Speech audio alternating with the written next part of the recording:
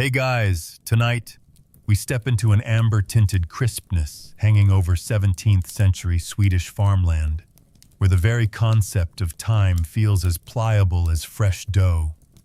You trudge through fields striped with harvested rye, the scent of damp earth and lingering hay tickling your nostrils, and already you can feel that shiver of anticipation, because you probably won't survive this, at least not without a wool cloak and a strong cup of ale.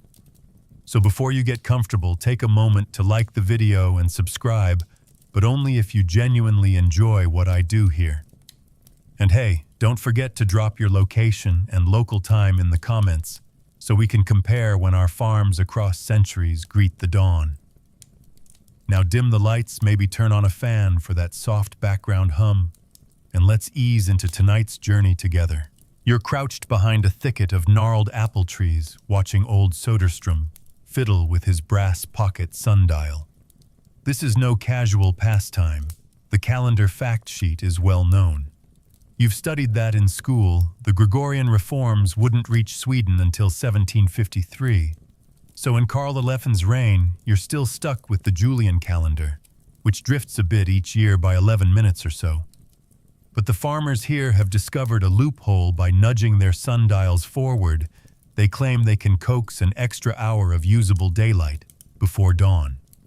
Mainstream fact: Sweden, in the 1680s, was a major agricultural realm under an absolute monarchy, and rural communities depended on every shaft of sunlight to finish fall harvests before winter's grip tightens. You peer closer and see Soderstrom's sly grin as he slides the little pointer known as a gnomon half an hour ahead.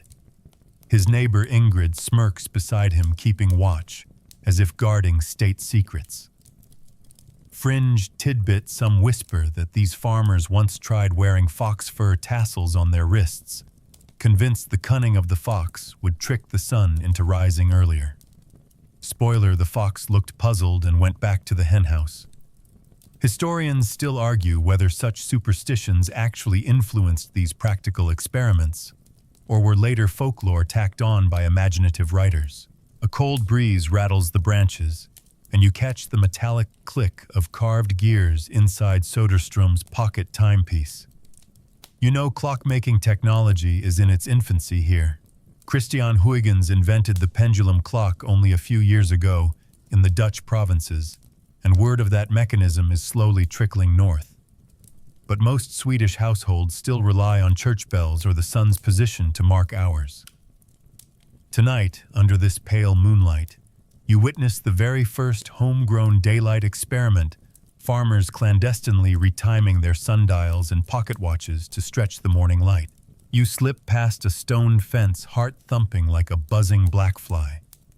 There's a lullaby of creaking wood and distant lowing of cattle as Ingrid carefully resets her wooden wall clock, an oddity for a farmhouse since clockmakers rarely ventured this far north. She uses a heated poker to nudge the minute hand. The flames cast dancing shadows that look like mischievous imps, reminding you that tampering with time feels almost sacrilegious. Yet the consensus among villagers is clear: finish the harvest before the first hard frost, or risk losing half the grain. Sensory detail floods your mind. The damp moss squishes underfoot, dew beating on flannel sleeves and the smoky edge of burning pine as someone stokes the hearth fire. Modern aside, it's like someone hacking your phone's clock to get an extra hour of daylight savings. Except you're now risking divine wrath instead of a software update. 3 light jokes drift through your head. Soderstrom probably wished he'd stocked up on fox tassels. You wonder if the parish priest gets overtime pay for all these at-dawn bell rings. And you half expect seasonal crop icons on his sundial, like a smartphone weather app. As the horizon blushes with faint pink, the village bell tower creaks into action, an hour earlier than usual, summoning sleepy laborers out of straw-filled beds. Mainstream fact: church bells governed daily life, ringing canonical hours to signal prayer and work shifts. Yet tonight, those bells ring before sunrise, and for a few bewildered moments, no one's quite sure if they've missed curfew or if time itself has betrayed them. Historians still argue whether this was an isolated prank by Söderström's circle or the start of a broader, deliberate daylight scheme.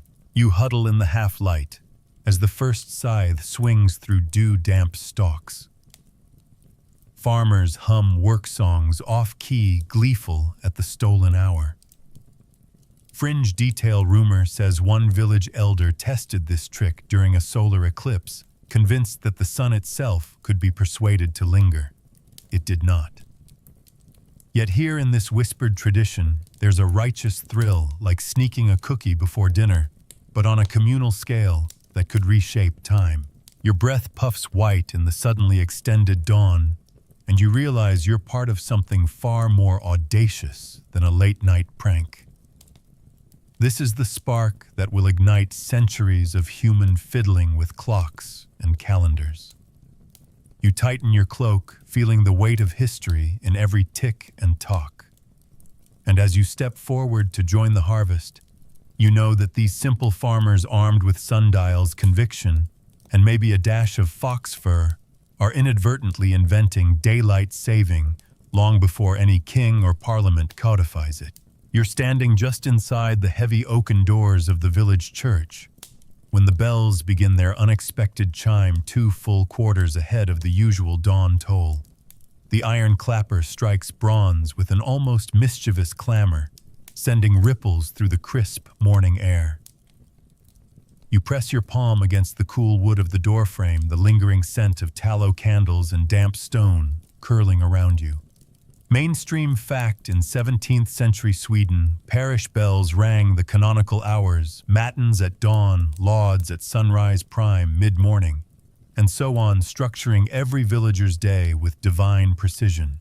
Yet here you are, blinking at an empty nave, trying to decipher whether it's matins lauds or an impromptu alarm. Fringe tidbit: some villagers swear that a mischievous sexton once rigged the ropes so the bells tolled devil's hour, just to scare off would-be grave robbers and maybe earn an extra loaf of rye from nervous parishioners. You crane your neck toward the bell tower, spotting Father Lindholm's silhouette, pacing on the belfry wooden walkway, his cassock flapping in the dawn breeze like a startled crow's wings. Historians still argue whether that rogue sexton actually existed, or if he's a later invention by local storytellers keen on embellishing church gossip. Your boots crunch on frost-harried gravel as you ascend the narrow spiral staircase to confront the source of this temporal mischief. Each step resounds like a drumbeat, announcing your audacious intrusion into clerical affairs. The stones are slick-worn by centuries of devout footsteps, and you murmur a quick apology to St. Olav, patron of Norway's nascent Swedish territories, as if divine forgiveness might smooth your ascent. Modern aside, it's a bit like hacking into your neighbor's smart speaker so it blares. Good morning at midnight, awkward, confusing, and mildly satisfying if you're into mild chaos. At the top, you emerge onto a narrow wooden platform wrapped around the belfry's massive iron bell. Father Lindholm is hunched over the rope mechanism, his powdered wig askew face streaked with soot from yesterday's brazier repairs. You clear your throat, and he jumps so violently you almost fear he'll ring the tower down. "Ah, you again," he huffs, tugging the lanyard to release a jagged half-note that echoes like a surprise sneeze. I thought it was the sexton's prank," he stammers, wiping his brow. Jokes flicker through your mind. Maybe Father Lindholm needs a coffee before performing ecclesiastical acoustics. Or perhaps he's secretly auditioning for a part in a village farce. Or you wonder if there's a church bell calibration badge on some 17th century clergy guild website. He gestures for you to sit on a narrow ledge while he straightens the ropes. You perch gingerly, gripping a carved baluster post, as the dawn light paints horizontal stripes across the Swedish plains below. You watch his gnarled fingers probing the twisted hemp cords that link to a wooden wheel, an ingenious but rickety contraption that dates back to medieval bell-founding days. Mainstream fact: church bell mechanisms in rural parishes were often maintained by local craftsmen rather than specialized bell founders, making every installation a unique handcrafted marvel that creaked and groaned under daily use. As Lindholm wrestles the ropes back into proper alignment, he mumbles about the blasphemous tampering he overheard among the farmers, Soderstrom's gang, no less adjusting sundials and pocket watches like time bandits. "They're meddling with God's clockwork," he mutters, though you notice a reluctant curiosity in his eyes.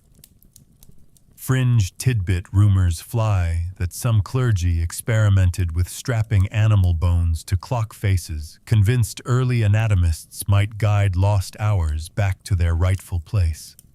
You inwardly thank your lucky stars you're not invited to those bone-tinkering sessions. Historians still argue whether these bell tower adjustments were isolated pranks or coordinated signals between villages, an early form of networked timekeeping, if you will. You elbow Lindholm playfully as he finally secures the ropes, and the bell gives a tentative ding as though embarrassed by its earlier outburst. The rope's fibers smell of hemp and wood smoke, a testament to countless year-end repairs. You quip that hemp-based home improvement should be the tagline for rural Sweden's DIY movement, then catch yourself 3 jokes and you're still on schedule. You climb back down to the churchyard, the chime still reverberating through stone walls as hens scatter and a lone horse in its stall whickers at the strange summons. The sun's first pink sliver touches the horizon, revealing frost-crusted fields stretching to distant pines. The villagers emerge in pairs and trios, rubbing sleepy eyes, staring up at the belfry, as if the heavens themselves decided to wring them awake. Some clutch woolen cloaks, others stumble in wooden clogs, and a few bold souls fix their eyes on you, assuming you're the culprit, or at least complicit in this temporal theater. You stride through the gathering crowd, feeling their mixed suspicion and gratitude. After all, the earlier bell gives them precious moments to warm iron stoke ovens and prepare breakfast porridge before heading to the fields.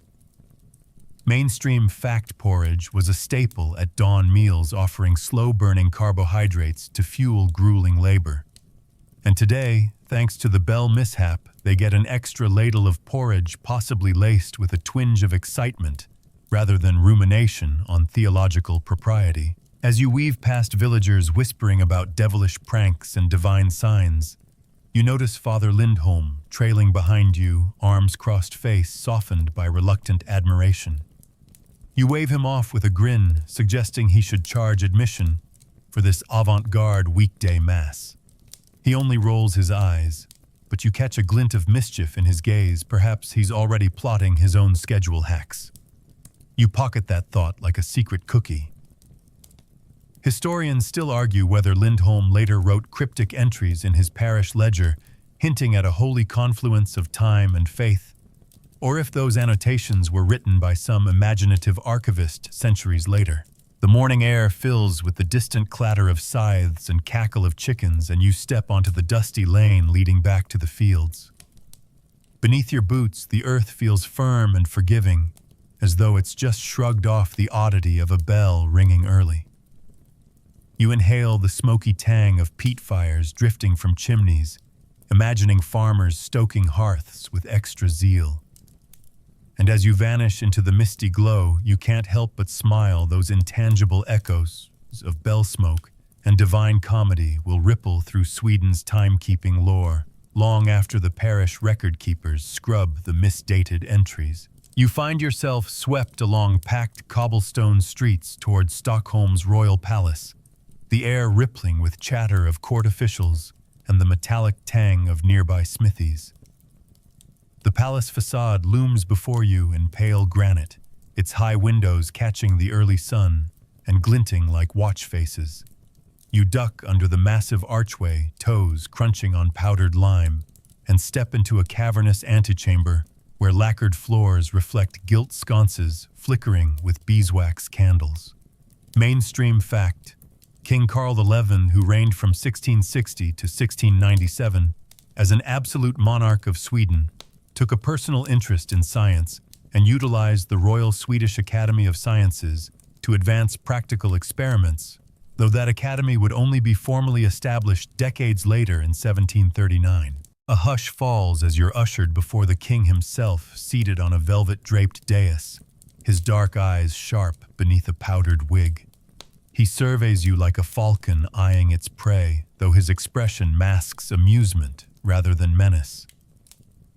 Fringe tidbit some court whispers claim that Karl XI once challenged his jester to juggle 3 brass sundials in full view of the nobility, hoping to mock the fickleness of time. Legend has it, one dial slipped and clanged against a harpist's knee, earning the jester a fortnight's leave and the harpist a bruised shin. You feel that this story might be as much palace gossip as truth, yet you can't help but chuckle at the mental image. Historians still argue whether that juggling stunt ever occurred, or if it was a sly fabrication by rival courtiers to deflate the king's seriousness. Karl XI's voice cuts through your reverie. So you claim these peasants are turning their sundials backward and forward, like tavern bells. Our court chronometers show anomalies in reported dawn times. I want answers. The king's words sweep around you like a cold wind, and you shiver despite the warmth radiating from marble hearths flanking the throne. His tone carries the gravitas of someone accustomed to governing not only lands, but seasons of life itself. Modern aside, it's a bit like your boss calling you in because Excel reports are off by an hour after daylight, saving changed. Except here, the boss can raise armies rather than just a stern email. A cluster of royal astronomers in velvet robes step forward, their breath visible in the draft that snakes through lofty corridors. They unfurl star charts embroidered with gold thread. They're exquisite yet awkwardly heavy in your gloved hands. Mainstream fact, Sweden's first formal observatory wouldn't be built until the Uppsala Astronomical Observatory in 1741. But in Karl XI's time, itinerant scholars and court astronomers relied on portable instruments like astrolabes and rudimentary telescopes newly improved by Dutch makers. You finger the edge of one brass quadrant and feel its cold precision, realizing how primitive yet revolutionary these tools were when every tick and twirl could shift a kingdom's labor schedule. One astronomer, Master Reining, clears his throat. Your Majesty, preliminary readings suggest that localized adjustments to timekeeping devices have propagated through reports, creating conflicting logs of sunrise.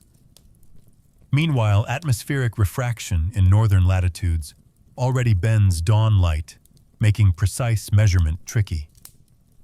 You watch the astronomer trace a trembling line on parchment with a quill dipped in iron gall ink, the feather quivering against parchment like a nervous quail. Fringe tidbit legend holds that early Swedish astronomers once tried burning rare Arctic moss under a dome to simulate sunrise, convinced the chemical glow could calibrate their instruments. Just so. Historians still argue whether they succeeded in replicating dawn or just filled the bureaus with acrid smoke. Karl XI taps his fingers against the arm of his throne and raises an eyebrow. I want a formal inquiry. Gather your data, interview these time-tampering farmers, and propose a standardized schedule, perhaps an official hour shift, to accommodate the extended clemency between sunrise and work. You sense the weight of this moment here at this intersection of crown and countryside. Daylight saving is about to be born, albeit in a messy, provisional form. Historians still argue whether this royal commission stemmed from genuine agricultural need or from a vanity project to showcase Sweden's scientific march. A clerk scurries forward to ink down the decree. You lean closer to catch the subtle scent of vellum warmed by candlelight, and you imagine the immortal lines being copied by scribes late into the night. 3 jokes drift through your thoughts. You wonder if future office memos will start with FYI. Clocks are now 1 hour happier. You picture a satirical pamphlet titled Karl XI's Guide to Time Hacking, not for the faint of heart. And you can't resist imagining a modern YouTuber live streaming the whole commission with prank alerts, though obviously without Wi-Fi. Karl XI nods satisfied and dismisses the court with a wave of his ivory cane.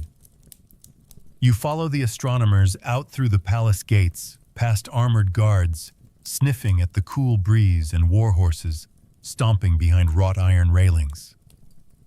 The faint clang of a smith forging horseshoes punctuates your departure, a reminder that practical labor still rules the day. Back on the cobbled streets, you tug down the hood of your cloak, feeling the sun now officially adjusted brush your cheek with an extra dose of morning warmth. As you step onto the bustling open market square, you catch sight of peasants haggling over bundles of barley and carpentry apprentices hauling newly churned butter. They glance up at the palace, then at their sundials, uncertain which royal directive to follow. You murmur that in a few days they'll receive official edicts carved on wooden boards. Perhaps the earliest daylight-saving posters, albeit more weathered and less colorful than anything you'd pin on a college dorm bulletin board. The aromatic swirl of fresh-baked flatbread and cured fish mingles in the air, wrapping you in sensory comfort, even as your mind reels with the enormity of what's been set in motion. Your heart thrums with anticipation. These royal orders are the first seeds sown by authority, formalizing a practice born in backwoods mischief.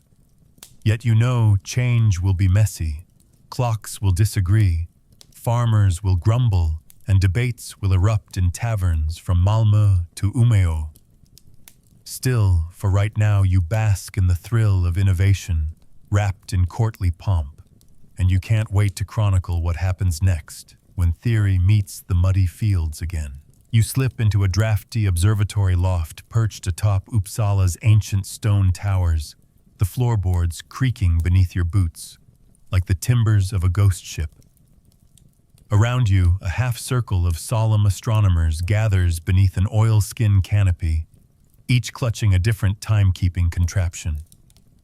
Brass sundials, star charts on sheepskin, and a curious device of polished iron hoops they call an armillary sphere.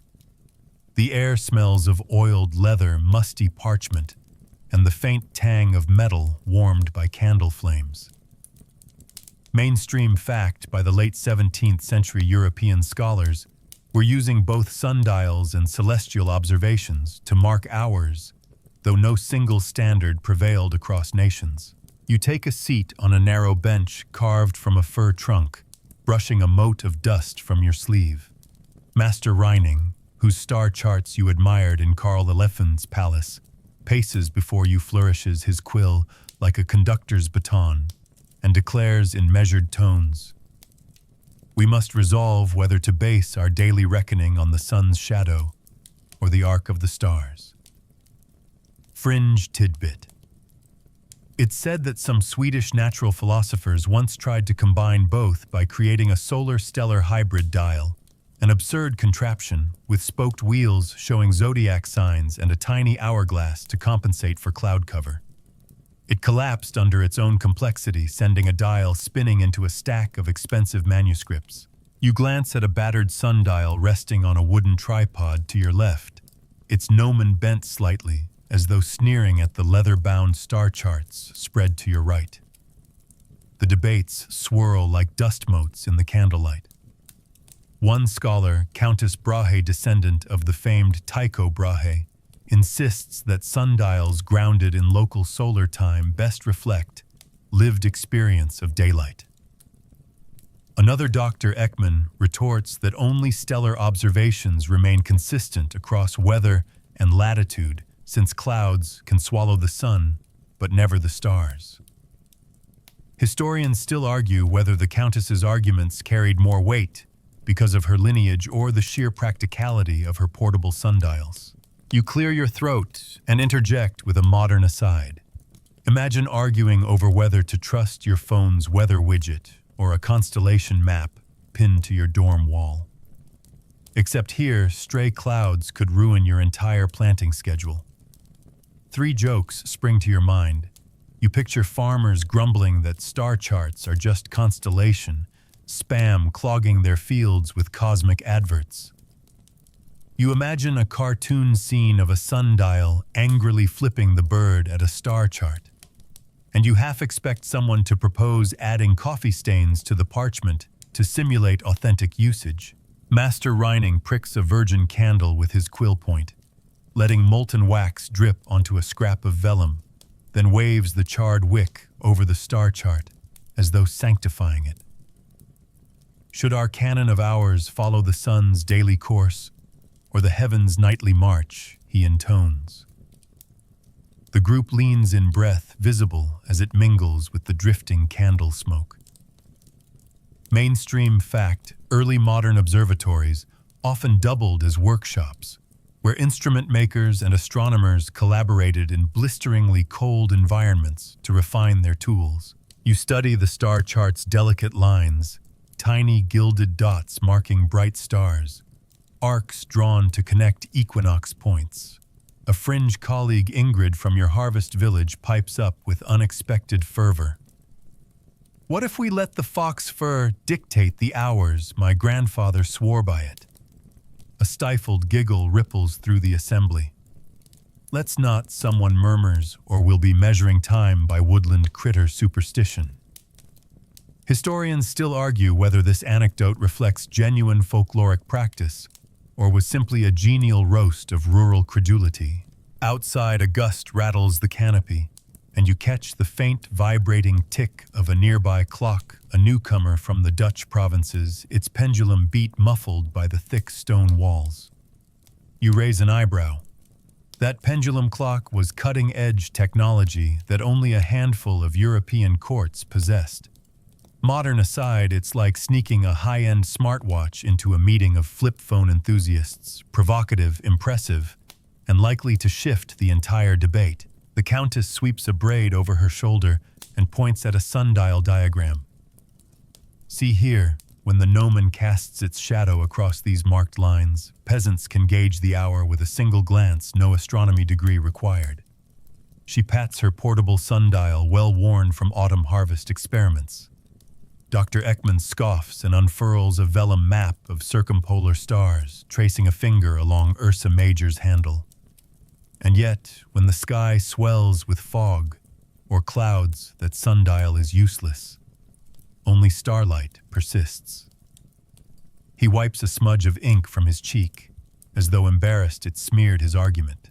You inch forward, whispering to your neighbor that maybe the best solution is simply to blend both methods, use the sundial on clear days, and switch to star charts when clouds loom. A scholar next to you huffs. That's like telling peasants to carry 2 spoons, one for broth, one for stew, and expect them to remember. You grin at the friendly barb, feeling the camaraderie crackle like static in the air. Amidst the back and forth, you recall Father Lindholm's bell tampering from Section 2. Another form of local time adjustment, born of necessity rather than academic purity. You clear your throat and ask aloud. Historians still argue whether these grassroots tweaks influenced royal decrees. Did folk innovation birth court experiments, or vice versa? A hush descends as scholars murmur and shift, conceding the point with nods. You sense that this question strikes at the heart of the controversy, practical need, or theoretical elegance which deserves primacy when defining daily hours. 3 candles gutter on the ledge behind you, their flames dancing like impatient dancers. The Countess flips through pages of her family's almanac of shadows, the spine creaking like a cautious sheep. She offers a reluctant nod when Dr. Ekman proposes conducting a week-long trial, comparing sundial readings at dawn with star chart observations at dusk. Let's quantify the error margins, she says, and then decide once and for all. Mainstream fact, the concept of quantifying time discrepancies through trials was emerging in scientific circles, laying groundwork for what would become rigorous empirical methods. You volunteer to coordinate the fieldwork. After all you've already witnessed, farmers scribble sundial adjustments on roof timbers. The room brightens with excitement as the scholars discuss logistics instruments to procure villages to enlist and records to compile. Fringe detail, someone suggests sneaking fox fur into the trial to appease local superstitions.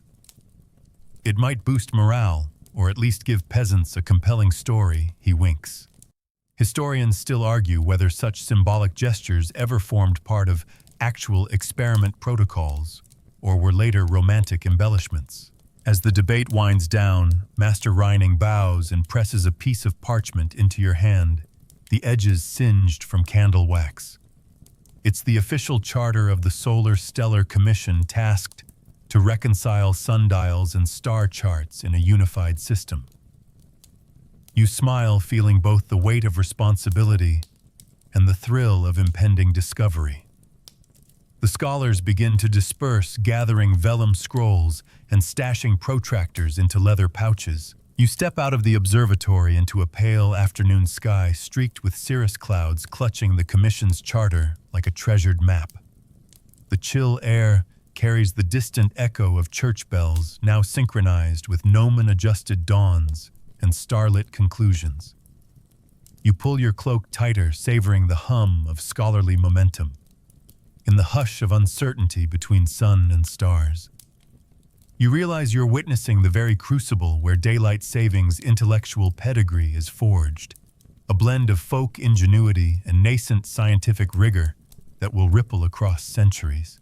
3 birds call overhead as you descend the stone steps, and you can't resist one last quip. Maybe someday, calendars will print both solar and sidereal hours like dual-time watches for interstellar travelers. The echo fades into the Copenhagen wind, leaving you poised at the threshold of time's next great experiment. You step into a low-ceilinged workshop just beyond the town's market square, where the air is thick with the warm, honeyed scent of melting beeswax and smoldering pine shavings. Flickering candle flames dance across rough-hewn beams overhead, casting elongated shadows that twist and shimmer like specters. Mainstream fact: in 17th century Sweden, beeswax candles were prized over tallow for their cleaner burn and brighter glow, though they cost 3 times as much, making them a luxury for most households. A burly artisan named Jorgen greets you with a nod, his leather apron speckled with wax droplets that glint like tiny moons. He gestures to a row of half-finished candles, some slender tapers, others squat pillars, each pinned upright on a dreadfully rickety wooden bench. You sense the subdued hum of concentration. Apprentices in fur-trimmed caps gently dip wicks into vats of molten wax, counting each plunge on calloused fingers. Fringe tidbit rumor has it that a clandestine candle maker once added crushed powdered birch bark to his wax mixture, convinced it would make the flame burn twice as long. Instead, the candles emitted a choking, acrid smoke that left everyone coughing for a week. Historians still argue whether this birch bark fiasco actually happened, or if it's a later embellishment to warn against ill-advised DIY projects. You rub your hands together to warm them, feeling the residual stickiness of beeswax clinging to your skin. Jorgen offers you a sample of his experimental long-burn candle, a slender column infused with whale oil, which he claims extends its light by up to 2 extra hours. You raise an eyebrow, recalling the frost-bitten dawn from Section 1 and the interminable bell experiments in Section 2. Modern aside, it's like upgrading your phone battery from 10% to 100% with a secret power bank you found in a pirate chest, thrilling, potentially hazardous, and bound to cause gossip.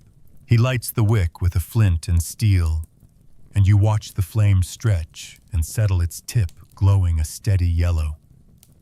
The candle sputters, then steadies into a soft roar, filling the workshop with a gentle hiss and the subtle crackle of combustion. You lean forward, the heat brushing your face, and note how the melted wax pools at the base, spreading in glossy rivulets that look like liquid amber. 3 light jokes drift through your mind. You imagine a side-by-side before and after Awad. Was your candle dim and sad? Try whale oil wonder TM. You picture a ghost whispering. Thanks Jorgen as the flame scares it away. and you wonder if these experiments will show up in a future Mythbusters pre-industrial edition. Apprentice Marta, her mittens sliding off to reveal reddened fingers, dips another wick and whispers to you, "They'll want more light for the harvest, but at what cost?" You nod, recalling how Ingrid once strapped fox fur to her sundial for luck, an echo of rural ingenuity meeting practical necessity. Jürgen grunts and leads you to a nearby table cluttered with notes on burn times, each scribble recorded in iron gall ink. Mainstream fact candle burn rates were frequently documented by artisans who measured how many spoons of wax a candle consumed per hour, creating the earliest form of standardized lighting metrics. One parchment lists trials comparing pure tallow beeswax and whale oil blends, complete with smudged diagrams of dripping wax patterns. Fringe detail someone has doodled a caricature of a sleepy goat wearing spectacles captioned, "Even Bach, the goat." Knapp tested these candles, a nod to the town's legendary goat that once fell asleep mid-bleat during a candle demonstration. Historians still argue whether Bach's involvement was genuine animal-assisted testing or just a jokey flourish tacked onto workshop lore. You crouch beside a barrel of whale oil with its lid removed, inhaling the briny tang that reminds you of salted fish dinners. One apprentice coughs, waving a mitten, and quips, "Next time, let's try honey for energy bars, not candle fuel." Laughter ripples through the room, softening the cold stone walls. Modern aside, it's a bit like using coconut oil in your vape pen. You might get a smoother draw, but you'll also question all your life choices afterward. Jürgen points to a slender column candle and says, "Observe, this one burns at a steady inch per hour." He marks a charcoal line on the bench where the wick once stood, a crude yet effective way to gauge time. You glance at your own pocket watch, still adjusted for that extra dawn hour, and realize you're holding a physical embodiment of daylight-saving measuring hours by candle length instead of sun position. You crack a grin, so this is candlelight saving. You nearly snort at your own pun, but the apprentices around you chuckle, their breath visible in the cool air. The artisan gestures for you to light a second candle, this one a squat pillar made entirely of tallow. You strike flint again, and the flame flickers, casting a yellowish glow that wavers nervously before settling into an unsteady burn that drips wax like tears. Juxtaposed with the whale oil flame, it feels downright pathetic, an hour's burn time shy of its beeswax cousin. 3 more jokes float in your mind. You wonder if these tallow candles have empathy drip to match the emotional weight of their performance. You picture the tallow candle writing a resignation note to Jürgen, and you muse that maybe the farmers should stick to their sundials and let candles mind their own business. Marta checks her notes and whispers, "Tallow good for gates and gutters, not for grand ideas." You elbow her gently, and she smirks, rubbing soot from a cheek. Mainstream fact, tallow candles were the backbone of everyday lighting for rural communities because animal fat was cheap and abundant, even if the smoke and smell were less than ideal. Jürgen produces a curious third candle darkened with a dash of powdered iron ore. An experimental addition, he claims, will stabilize the flame. You light it, and the flame glows with a faint bluish edge that sends a thrill down your spine. But almost immediately, it sputters, releasing sparks that dance across the bench like tiny rebellious fireflies, before dying into an angry plume of smoke. Fringe tidbit whispers circulate that an overzealous candle maker once tried adding ground lapis lazuli, hoping the mineral pigments would color the flame gold. Instead, he nearly blinded himself with flying sparks. Historians still argue whether this was a real floor accident or a cautionary tale invented by safety-conscious scribes. Your ears pick up the distant echo of church bells, remnants of the earlier time experiments, reminding you of Father Lindholm's reluctant support back in Section 2. You lift your lantern higher, noticing how the shadows now stretch longer against the walls, as though the candles themselves are stretching time. You think of the velvet-draped throne from Section 3 and the crackling observatory fires from Section 4. Realizing that each setting simply refines one core idea, humans will go to absurd lengths to bend ours to their will. You inhale the wax-sweet air one last time and offer Jürgen a final thought. If these experiments prove successful, farmers might leave their fields by candlelight instead of sundials, turning this workshop into the birthplace of candlelight saving. He chuckles, his booming laugh rattles the rafters and lifts a dripping candle, or perhaps into the birthplace of waxy chaos. You grin, savoring the camaraderie. As you step back into the chill of the early evening, the workshop's glow recedes behind you, leaving you with an ember-bright anticipation. The next act awaits frosty morning experiments in fields hungry for warmth and daylight. But for now, you carry in your mind the warmth of molten wax and the promise of longer evenings, proof that even in darkness, human ingenuity finds light. You wake before the horizon blushes the breath in your lungs, puffing white as you pull on woolen mittens and slip into the frost-crisp morning. The ground crunches beneath your boots, each step sounding like a tiny drum, announcing your clandestine mission. Village roofs are rimed in glittering hoarfrost, and wisps of smoke drift from crooked chimneys, painting the pale sky with ephemeral strokes. Mainstream fact: 17th century Swedish winters were notoriously harsh, with ground freezes often killing unharvested crops and delaying spring planting by weeks. You hurry toward the churchyard, where a hush blankets the marble gravestones, save for a lone figure perched atop the bell tower, awaiting your signal.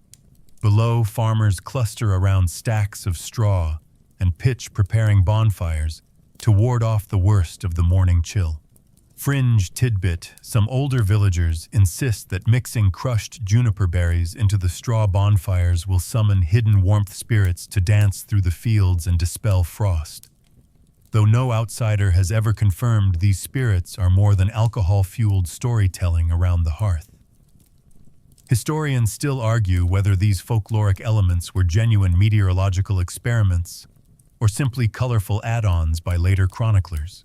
You slip a finger to your lips and point at the belfry rope. Your companion, young Lars, gives a knowing nod and yanks sharply downward. The iron tongue swings, and the bell's deep toll rolls across the frozen landscape, vibrating through your chest like 1,000 humming bees. The farmers below snap to attention, heartbeats quickening as they light torches and toss flaming straw onto prostrate rows of barley, oats, and cabbages. Within moments, columns of smoke twist upward, carrying heat that begins to coax frost crystals into slushy surrender. 3 light jokes drift through your mind. You imagine the villagers arguing over which torch brand to use: old Jürgen's juniper glow versus Lars's luminous inferno. You picture the bonfire flames sending a letter to the sun, begging for an earlier rise. And you half expect a goose to waddle through the field shouting, "Why so chilly, comrades?" before promptly slipping on its own webbed feet. As heat from the burning straw curls around your ankles, you feel the first delicate thaw underfoot. The scent of smoldering straw blends with pine resin and the faint sweetness of juniper smoke, creating an aroma that hums with promise. Modern aside, it's a bit like fire pits on a frosty camping trip, except these pyres aren't for marshmallows, but for saving the season's barley stock. You climb the slippery ladder to the gallery beneath the bell, the wood slick with frost, and the wind whistling through cracks like a choir of tiny ghosts. Lars catches up breathless and grins. "That ought to give them a half-hour head start," he says, his voice rough as gravel. You glance at your wrist. Your sundial-adjusted pocket watch confirms it's still an hour earlier than the village clock claims. You both chuckle at the absurdity. The bell tolls too soon, the fields ignite sooner, and even time itself seems surprised. Mainstream fact: farmers lighting bonfires to protect crops from frost was a common practice in Europe. These frost fires were believed to create convection currents, bringing warmer air down to ground level and preventing ice from forming on delicate plant tissues. Yet coordinating bonfires across scattered homesteads required precision too early, and the fires sputtered cold, too late, and the frost bit deep. From your vantage point, you watch lines of villagers in patched wool cloaks rhythmically pitch straw onto the roaring embers. Their faces glow orange in the firelight, eyes squinting against sparks that drift like tiny sparks of hope. You note how even the horses in nearby stalls rear their heads, nostrils flaring at the crackling warmth.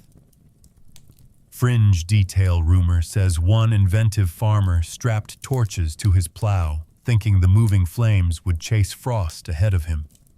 The plowman spent half the morning swatting charred hay off his shoulders and apologizing to bewildered neighbors.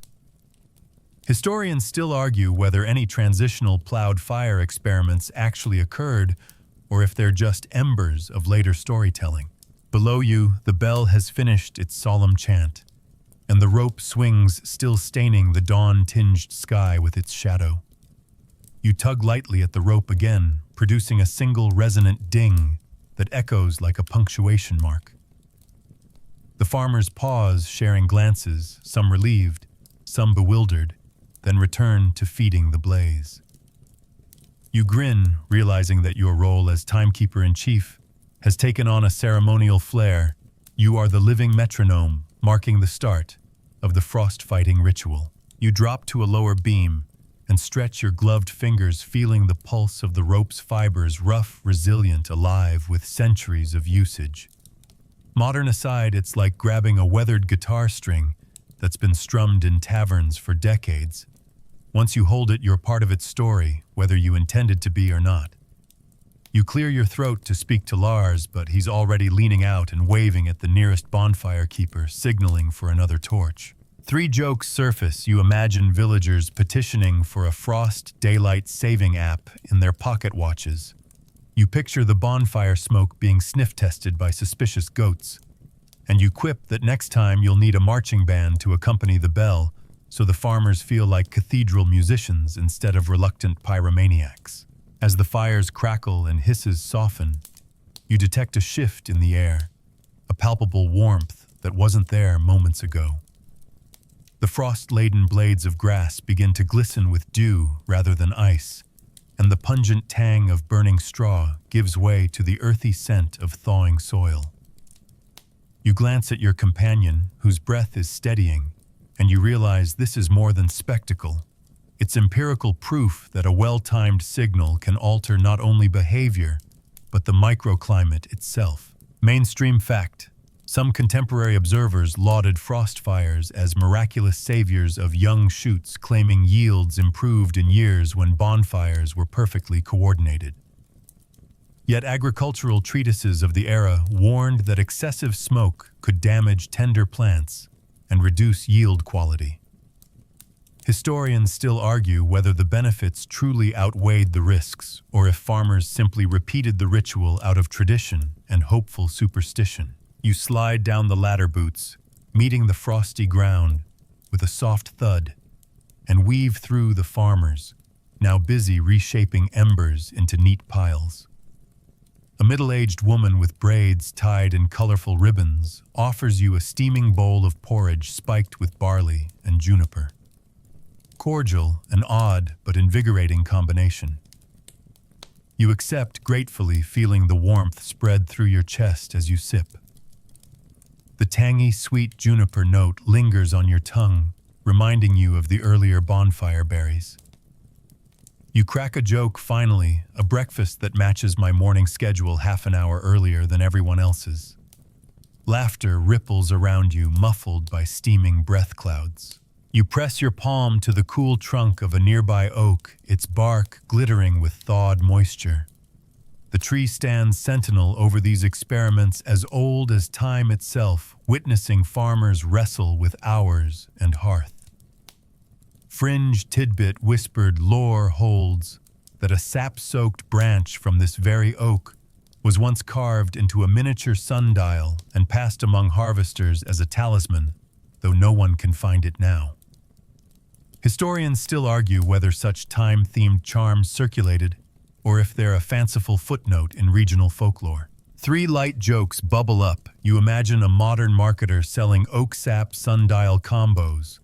You picture someone tweeting #FrostFireFails, and you muse that perhaps the oak itself is rolling its eyes at humanity's obsession with taming time.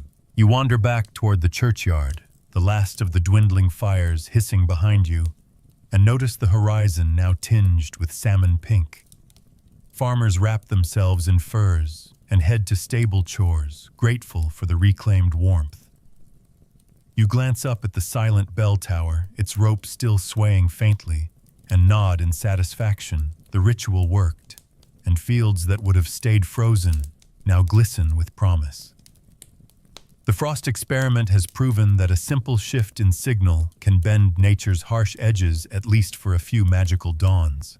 As you stride away, your cloak billowing like a sail catching wind, you carry the echo of that solitary bell, ding the scent of bonfire and juniper, and the warmth of community forging science from superstition.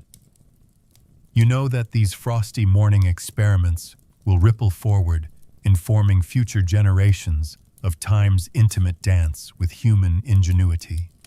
And with a final exhale that fogs the quiet lane, you vanish into the rosy dawn, already eager for the next chapter, when church councils, clockmakers, and peasant petitions collide in council chambers. You push open the massive oak doors of the diocesan hall, and a gust of incense-laced air greets you, cinnamon frankincense, and a hint of burned parchment swirling in the dim light.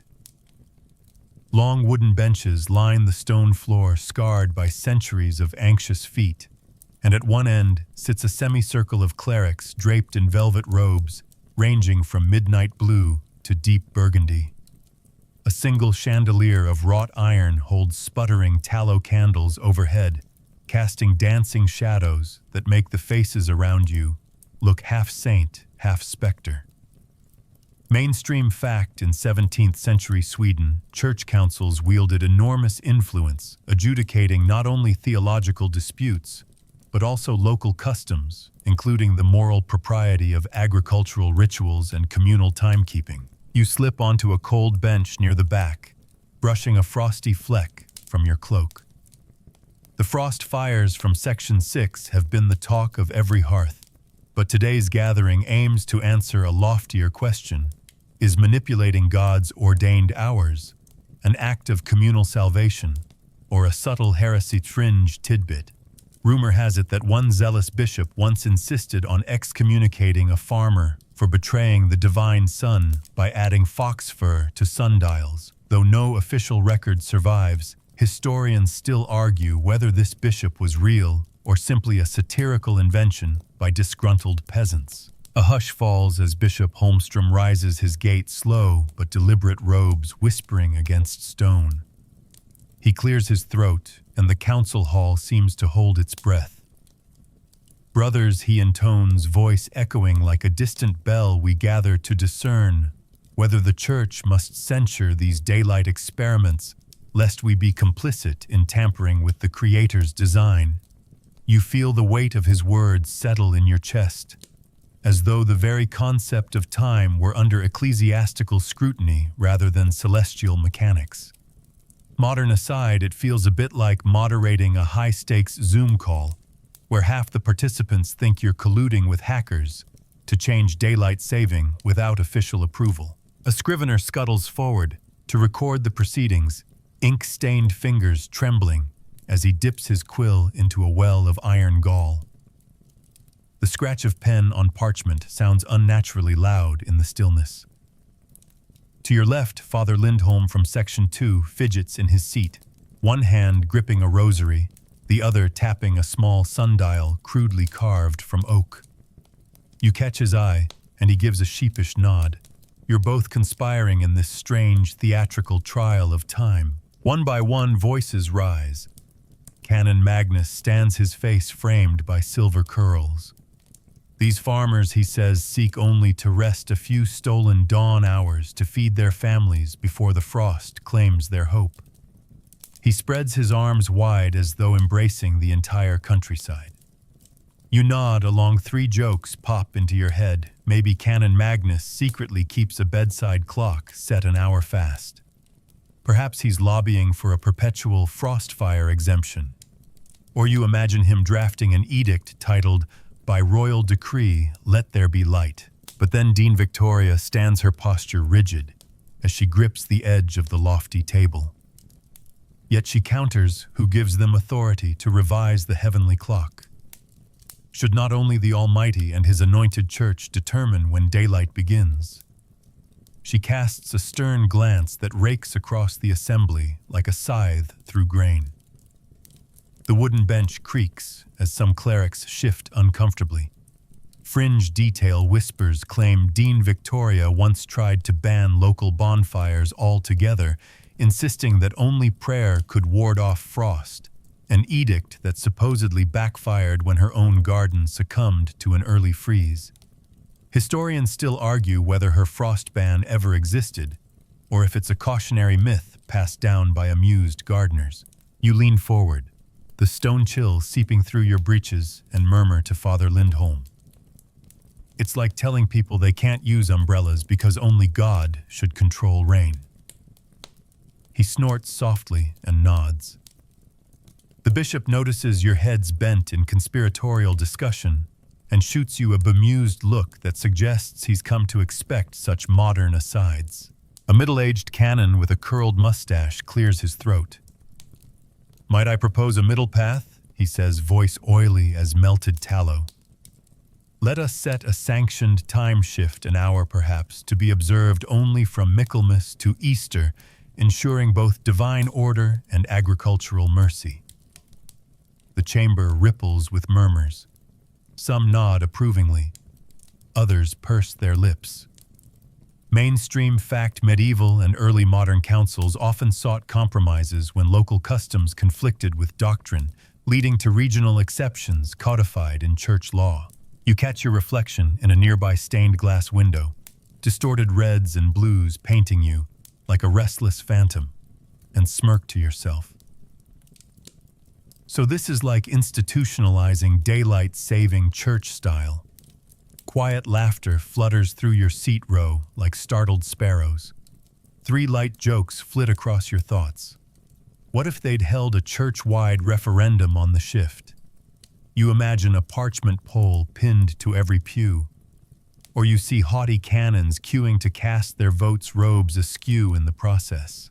Dean Victoria raises a gloved hand, silencing the room with a crisp gesture. "If we allow such secular tinkering, where do we draw the line? Will they measure Lent by pocket watches next?" she asks acidly. A few clerics cough, clearly worried at the slippery slope she implies. Fringe Nugget legend says she once accused a choir boy of time theft for arriving a minute early to Vespers, though the boy claimed he simply misread his sundial. Historians still argue whether that boy's tiny rebellion influenced broader debates on timekeeping hypocrisy. The bishop strokes his graying beard, eyes flicking between the ardent faces. He lifts a finger and intones, "Let us recall, brothers, that even the Apostle Paul admonished order in worship. Let all things be done decently and in order. Yet order need not preclude mercy." He pauses, letting that sink in. The chamber exhales collectively, as though the very walls have pondered this divine conundrum. Mainstream fact appeals to scriptural precedent. We're common in ecclesiastical debates, balancing tradition with the needs of the faithful. A sigh drifts through the hall, and the bishop nods. "We shall commission a small committee comprising clergy and lay experts to draft guidelines for acknowledged temporal adjustments. We will caution against superstition, favor empirical results like those from sections 4 and 6, and affirm that God's time remains sovereign even as we grant practical allowances." With that, he lowers his hand, and a ripple of relief and applause follows a sound like wind through dried leaves. You lean back the bench, groaning under your weight, and feel the tension evaporate like morning mist. You glance at Father Lindholm, who quietly closes his oak sundial with a satisfied click. You both exchange a triumphant grin. You've survived the council conundrum without being declared heretics, or worse, summoned to don fox fur as penance. 3 jokes bubble up. You imagine the committee later hosting bake sales to fund their experiments. You picture a gilded pamphlet titled Guidelines for Godly Timekeepers being passed around villages. And you wonder if future historians will footnote who first quipped time is money in church records. As the council members rise to disperse cloaks swishing and parchments tucked under arms, you step toward the exit, brushing past a kindly canon who murmurs, "May your fox fur experiments remain harmless." You wink and lift an eyebrow, replying under your breath. Only until they invent modern clocks. Outside, the late afternoon light slants golden across the courtyard, and you inhale the crisp air, feeling the weight of the church's ruling settle like dew on the world. You walk away, chest warmed by both the council's compromise and the promise of regulated time shifts. The echo of debate still hums in your ears, a reminder that bending hours requires not just sundials and bonfires, but also the blessing of God's stewards. And as you vanish down the stone steps, you sense that this moral concession will ripple through parishes far beyond Sweden's borders, another stitch in the tapestry of daylight saving's long, winding story. You step into the musty back room of Master Östling's clockmaker workshop, where the air thrums with the metallic scent of iron filings and the sweet tang of oiled wood. Beams of sunlight slant through a single-paned window, illuminating countless brass gears, steel springs, and half-assembled clock faces strewn across a scarred workbench. Mainstream fact, by the late 17th century, weight-driven clocks with verge escapements were becoming more common in European workshops, though they remained expensive curiosities for most households. A burly apprentice struggles to hoist a hefty iron weight onto a winch, the chain clanking like a distant regiment marching through your ears.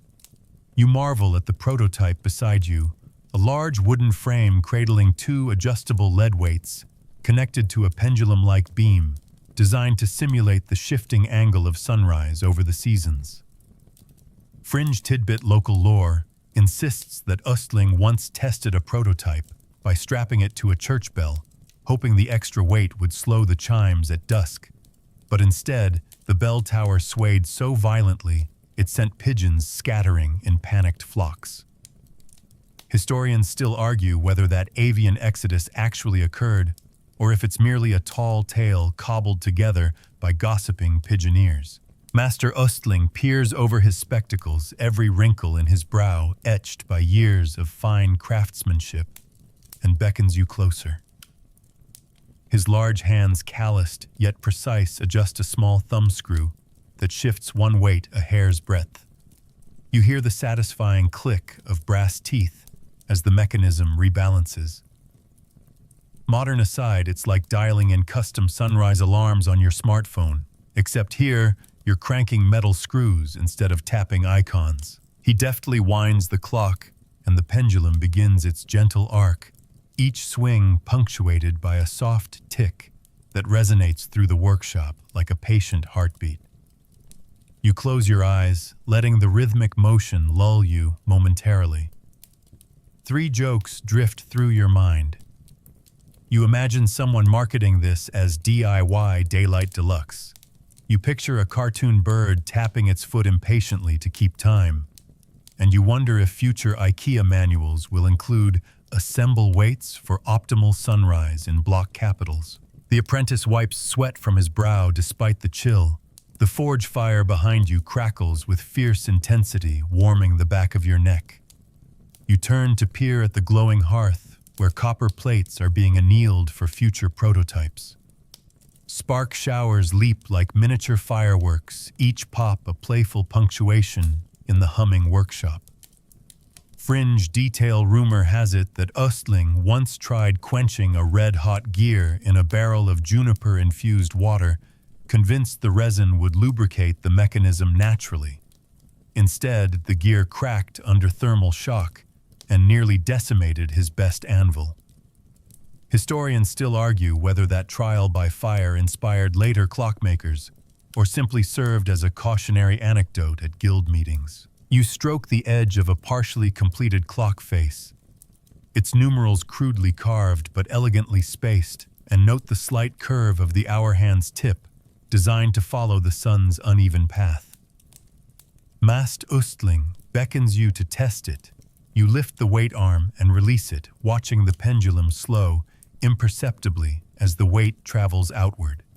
You feel the tiny tremor underfoot, like a whispered secret between you and the machine.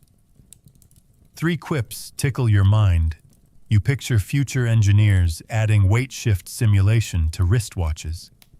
You imagine the clock submitting a performance review to Östling, and you muse that perhaps one day clocks will update themselves automatically without manual tinkering.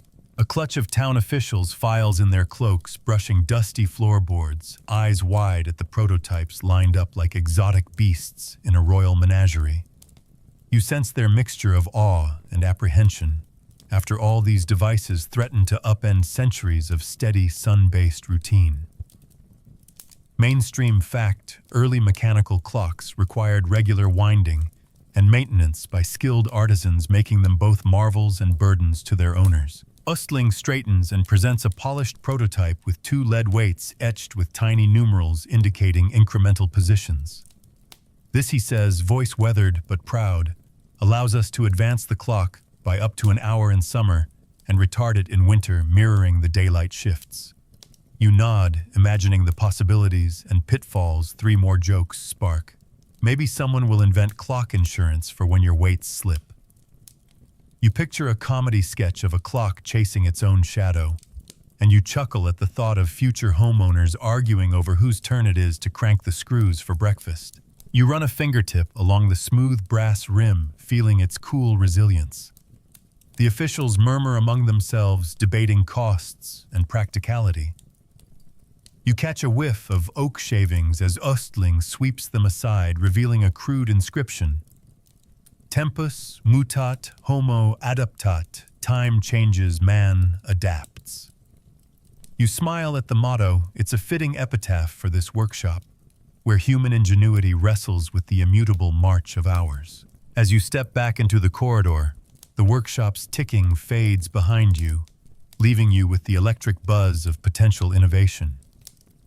You glance up at a nearby sundial mounted on the stone wall, its shadow now obsolete next to the crafted precision of mechanical mimicry.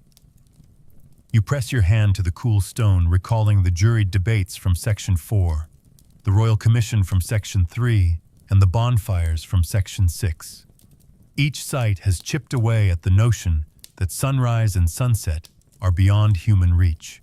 With the pendulum's echo still humming in your ears, you stride toward the open market, where villagers lounge in the afternoon sun, curious glances cast at your clockmaker's blueprint tucked inside your cloak. You tuck it deeper, savoring the thrill of carrying this blueprint of daylight savings' skeletal frame into the world. The future of time hangs in the balance, adjustable weights in hand. You're poised to tip the scales. You set out before dawn on a creaking ox cart, wheels rattling over frozen ruts as you follow a winding path north of Uppsala toward the land of midnight sun dreams. The air is so crisp it pricks your lungs like tiny needles, and you wrap your scarf tighter, tasting the faint tang of pine resin carried on the breeze. Mainstream fact: Sweden's latitude spanned from the temperate south to the Arctic north, meaning daylight hours swung dramatically with the season's endless summer light above the Arctic Circle and near total darkness in midwinter. As the landscape unfolds, you pass frost-sculled birch groves where white trunks glimmer like bone under pre-dawn light. A fringe tidbit comes to mind: some Sami reindeer herders strung animal sinew above their tents at the solstice, convinced that catching strands of sun on the sinew at dawn would tether daylight and prevent it from drifting away. Historians still argue whether these sinew charms actually lengthened daytime or simply offered psychological comfort during long winters. You clamber down from the cart at a clearing where a battered wooden sundial stands. as a lonely sentinel. Its gnomon is bent toward the North Star as if bowing in deference to celestial authority. You brush frost from the horizontal plate and try to align it, except here in these latitudes, the sun barely clears the horizon, making shadow-based timekeeping almost laughable. Modern aside, it's like trying to track your jogging pace by using a street lamp when your Fitbit's GPS is on the fritz, technically possible but wildly unreliable. 3 light jokes drift through your mind. You picture villagers nervously glancing at their shadows as if they might vanish entirely. You imagine someone selling adjustable Arctic sunglasses to cope with the glare. And you muse that perhaps the sundial should come with latitude mode built in like those fancy thermostats that learn your schedule. Your guide, old Magnus the woodsman, lamps his pipe and nods at the horizon's pale glow. Beyond here, he rasps smoke curling from his nostrils. You'll see why an hour shift feels like flipping a light switch. He kicks at a patch of ice, sending up a spray of glittering crystals that catch what little light there is. You squint as the sun's blush washes over snowbound fields, turning their mirror-bright expanse into a sea of gold and blue. Mainstream fact above the Arctic Circle: during summer, the sun never sets for weeks, making conventional notions of sunrise and sunset moot. Yet these regions still practiced time adjustments because coordinating communal activities like fishing camps and reindeer drives required some shared hourly standard rather than perpetual daylight chaos. You trudge through knee-high snowdrifts toward a small fishing hamlet where wooden piers jut into icy bays. Smoke spirals straight upward from peat fires, mingling with the briny scent of herring drying on wooden racks. The fishermen wave as you pass, frost crusting their beards like sugar icing.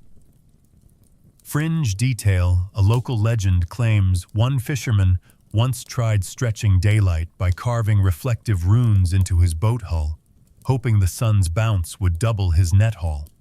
Unfortunately, the runes mostly hypnotized seagulls who stole half the catch. Historians still argue whether those carved runes ever existed, or if they are imaginative embellishments by traveling bards. You step onto the slippery plank of the pier, the wood groaning underfoot, and adjust your pocket watch, still set an hour ahead per the Northern Daylight Experiment decree. You watch as the fishermen haul in nets bursting with silver fish, their sinewy arms moving in synchronous rhythm, as though choreographed by time itself. Mainstream fact fishing was often scheduled by canonical hours, but in these latitudes, rigid schedules broke down without daylight saving, leading to missed tides and spoiled catches. You settle on a crate to warm your fingers over a peat torch, the flames sputtering in the icy gusts. Modern aside, it's a bit like using a space heater in your garage, effective, pungent, and possibly disastrous if left unattended. 3 jokes flicker. You imagine someone selling fish-flavored peat torches (TM) as part of a local startup. You picture a seagull wearing sunglasses to cope with the glare. Or you quip that next time you'll bring marshmallows to roast and a fish or two for good measure. As you watch the sun skim the horizon, ring like a bloodshot eye, you wonder how clocks and calendars keep up. The hamlet's communal long-case clock, installed only last decade, chimes erratically, sometimes on the half-hour, sometimes on the quarter-hour, and occasionally not at all if the custodian forgets to wind it. You lean in to listen as it groans into a hesitant midday note, clanging just when the community is supposed to break for lunch. Fringe nugget villagers once tied ribbons to the clock's pendulum to weight it differently, depending on the season, a local pendulum patch that they believed smoothed its swings.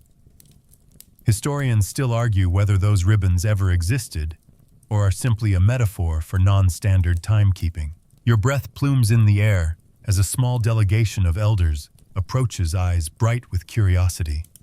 They prod you for news of the Southern Daylight Experiments, asking whether shifting time by an hour truly brought golden harvests or just golden confusion. They speak in hushed tones about church councils and royal edicts, their words blending folklore with legalese.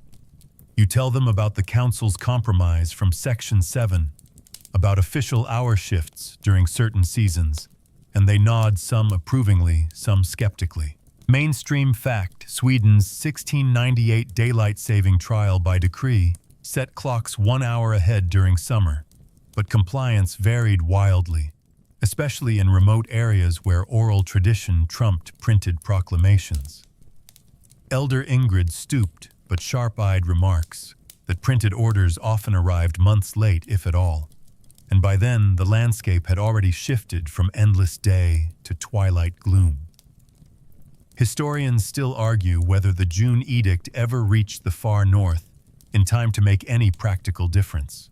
You gesture toward the fishing racks illuminated by dawn's muted glow. Here you say your day starts with the sea's rhythm, not the clock's tick. They murmur agreement, recalling how nets were once left soaking too long because the clock babbled nonsensically. You produce your pocket watch, gleaming brass sundial adjusted, and let them hold it. Their fingers trace the engraved numbers, and you watch their eyes widen as they imagine ordering the sun to rise. 3 jokes surface. You imagine future tourists snapping selfies with polar sundials. You picture someone selling midnight-saving watches online, and you muse that maybe the sun should pay rent for overstaying its welcome. You leave the hamlet behind as the sun arcs low across its silvery waters, casting long blue-black shadows beneath the boats. The air grows colder, and the scent of smoke and salt fades into the hush of the wilderness. You trek back toward the ox cart, heart humming, with the realization that latitude itself forces humanity to define time or be defined by it. Modern aside, it's akin to living at the equator, where day and night barely shift. You barely need daylight saving there, but up here invention is non-negotiable. As you clamber aboard the creaking cart, you glance northward at snowbound peaks and whisper to yourself, perhaps this is where daylight saving truly belonged, from the fringes that dared to bend their hours. You tuck your chin into your scarf and settle in for the return journey, the rhythmic clatter of wheels, a lullaby after a day of Arctic revelations. The world below the snowdrifts and the sky above the mirrored ice have taught you that daylight saving is not mere trickery, but a necessity carved by latitude's extremes. And with that thought melting into sleep's gentle embrace, you drift toward the next chapter, where peasant petitions and noble endorsements collide once more.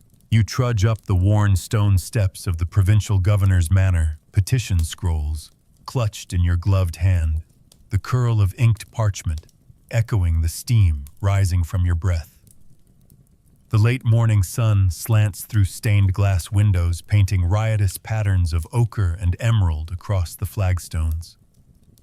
You pause at the great wooden doors, inhaling a heady mix of polished oak tallow polish and the faintest whisper of lavender from the lady-in-waiting's handkerchief.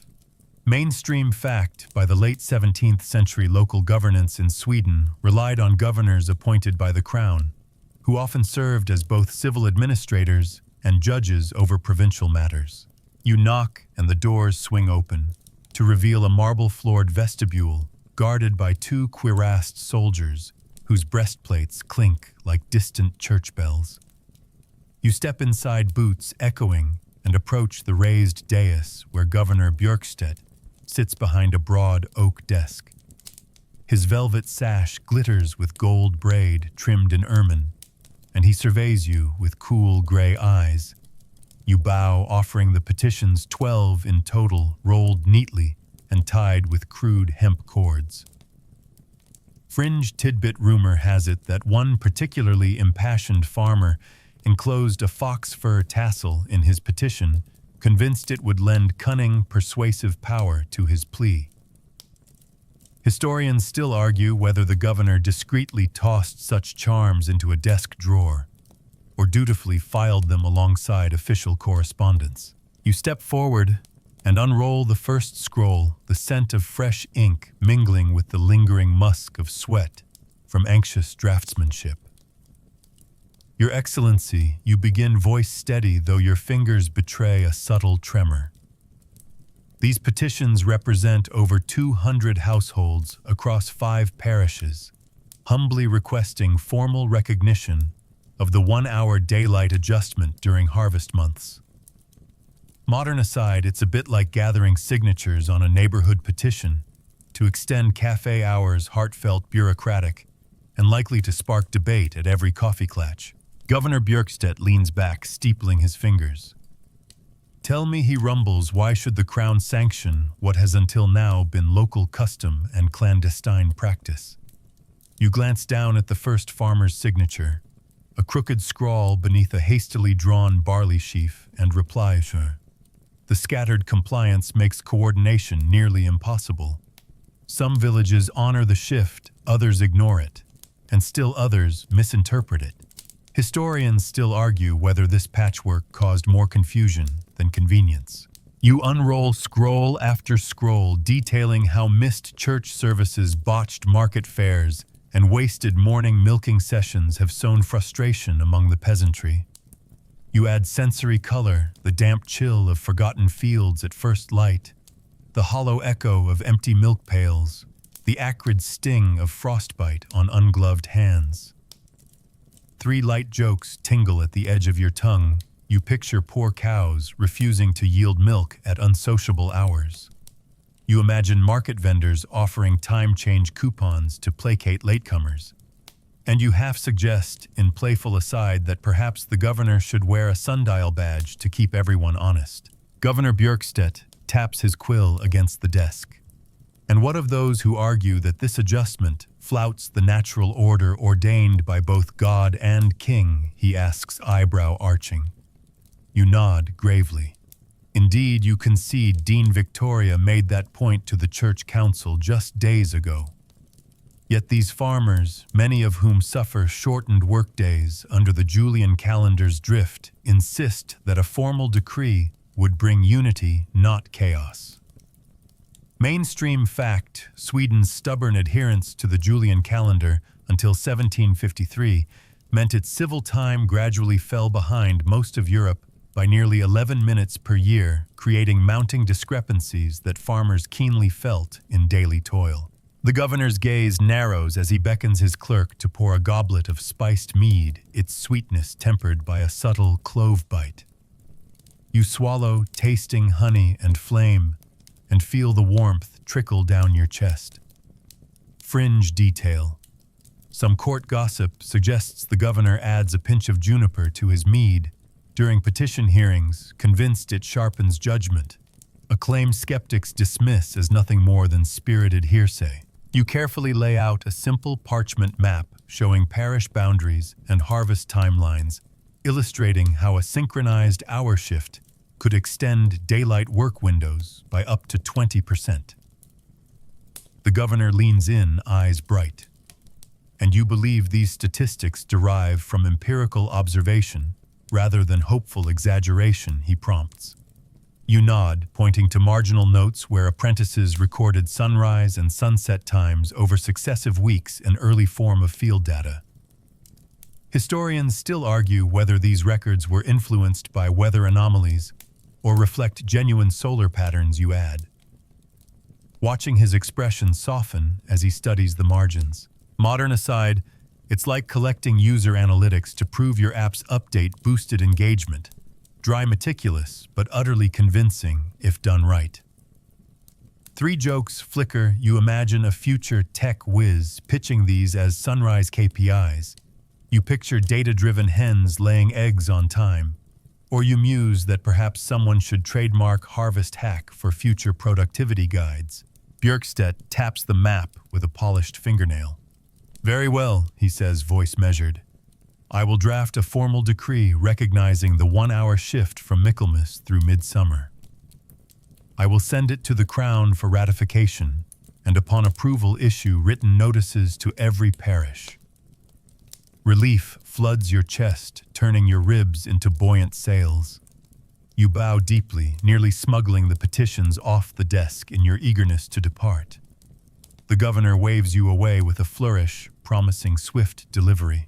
You step outside into the crisp air, petition bundles rolling safely in your satchel, and inhale the bright promise of unity. Villagers who see you on the manor steps cheer with hopes rekindled. You nod, raising a gloved hand in salute. You can almost hear their hushed speculations.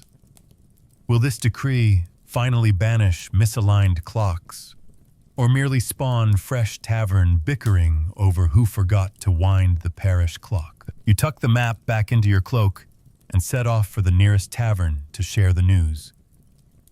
The smoky haze of the hearth greets you, mingling with the murmurs of farmers surprised by their luck.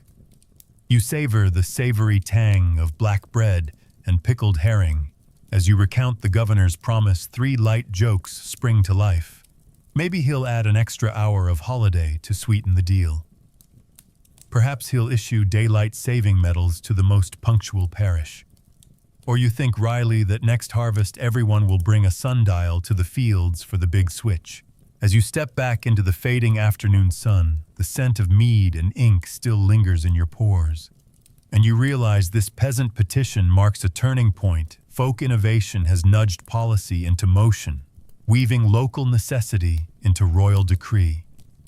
You press a finger to your watch, face still set fast by sundial rule, and smile. Tomorrow at the appointed hour, the land will collectively turn its face toward the sun, synchronized at last. And somewhere in that shared sunrise will lie the beating heart of daylight saving's future legacy. You ascend a sweeping marble staircase to the Ritterhuset chamber, where minor nobles gather beneath lofty painted ceilings adorned with cherubs in mid-snooze. The air is thick with perfumed damask tapestries and the faint clink of silver goblets resting on ornate consoles.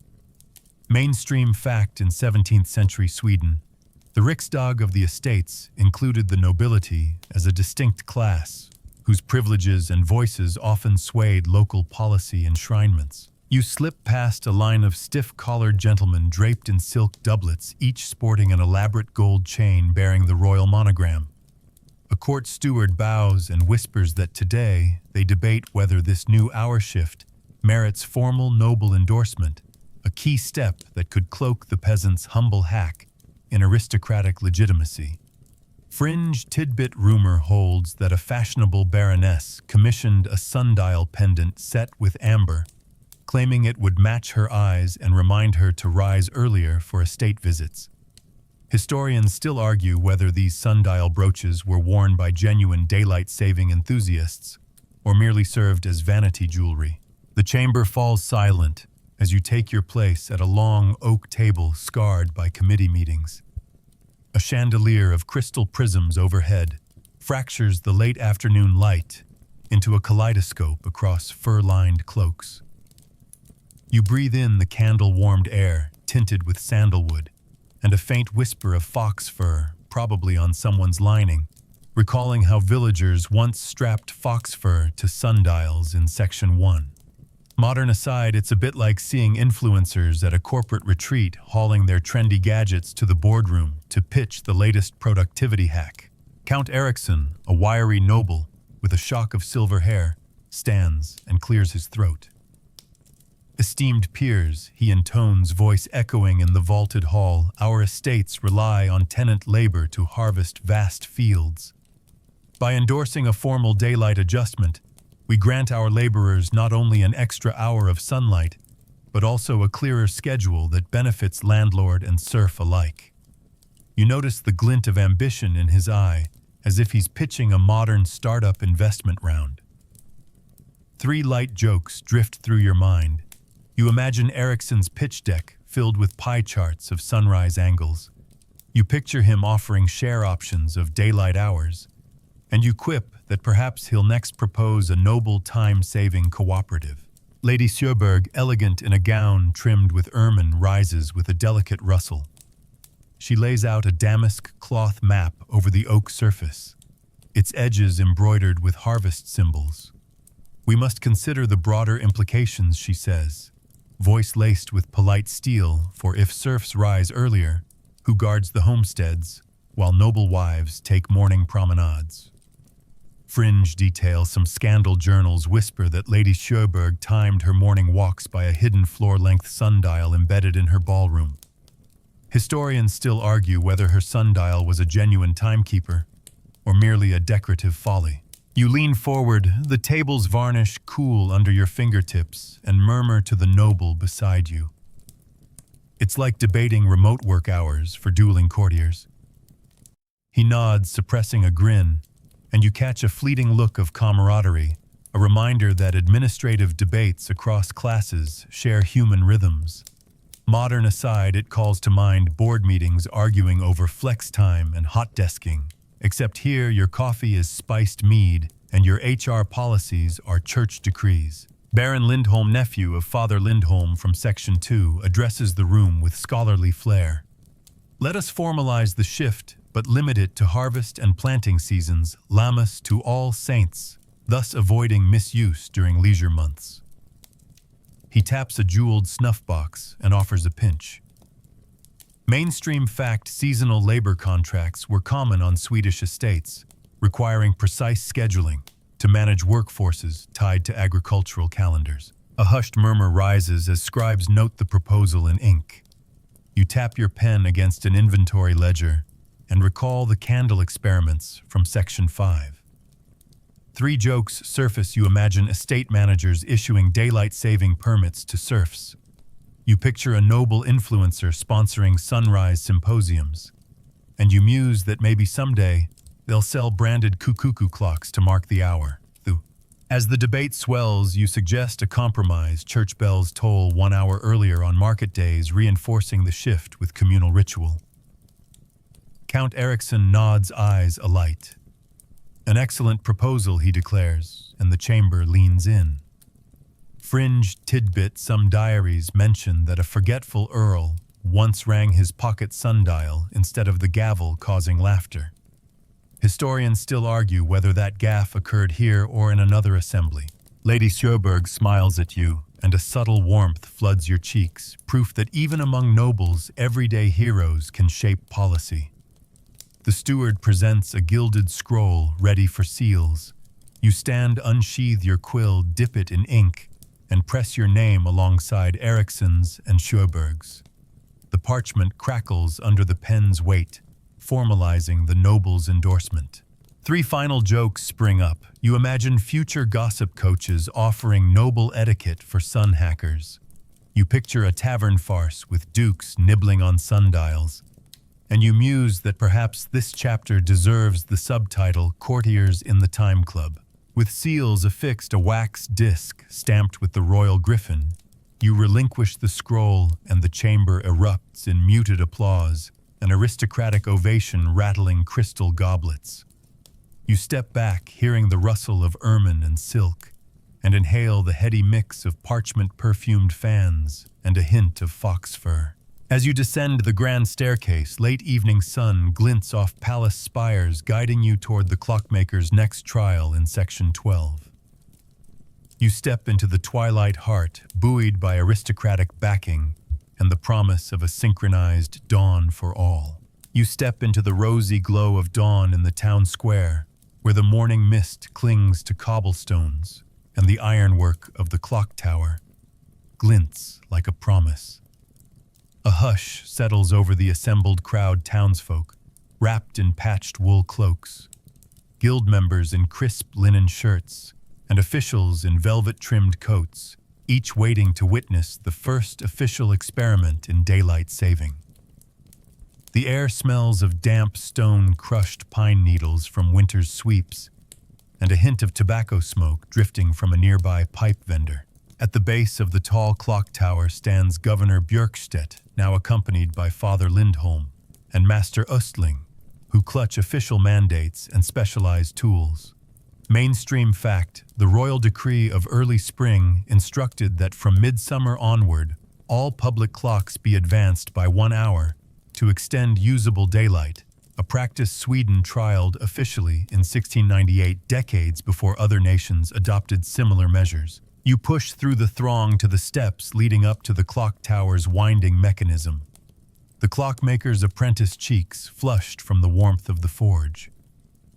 Earlier gestures for you to join him at the wooden lever that controls the dial. Fringe tidbit legend has it that Östling secretly engraved Hora Novus on the underside of the clock face, believing the hidden Latin would bless the mechanism's transition. Historians still argue whether that inscription is genuine or a later embellishment by romantic antiquarians. Your fingertips graze the rough-hewn lever, feeling the grain of oak worn smooth by use. Master Östling clears his throat, lifting a small brass gauge calibrated for weight shifts. "Are you ready to shift the entire town's perception of time?" he murmurs with a wry grin. You nod, pressing your palm against the lever's iron bracket, cool under your glove but thrumming with potential like a dormant engine. As the town clock's face rotates forward by a full hour, its gilded hands click into place with a satisfying mechanical sigh. 3 jokes flit through your mind. You imagine the clock's hands yawning like sleepy teenagers before reluctantly rolling forward. You picture a baker frantically redividing his dough because his oven timer just jumped ahead. And you muse that poor pigeons might keep arriving for breakfast at their old schedule only to find empty windowsills. A cheer rises from the crowd as the bells within the tower chime the newly appointed hour. Their tones resonate like a carefully tuned orchestra, each peal an affirmation that time, far from being immutable, can be bent by human decree. The bells echo off the rooftops, mingling with a shepherd's whistle from a nearby lane and the distant clip-clop of an early cart. You inhale that bell-scented air, metallic, resonant, and brimming with possibility. Father Lindholm steps forward, clutching a simple oak sundial carved by Ingrid's family in the first clandestine experiments. He holds it aloft, the bent gnomon now marking the new official hour, and smiles. "Let this be a symbol," he declares in a gentle voice that still carries the authority of the Church, "that faith and reason may walk hand in hand, guiding our labors and prayers alike." Historians still argue whether ecclesiastical endorsement of this experiment eased local resistance or simply lent an aura of inevitability to what was already happening in the fields. You lower your gaze to the crowd below, where villagers check their pocket watches, some adjusted in secret weeks ago, others still trusting the sun's shadow.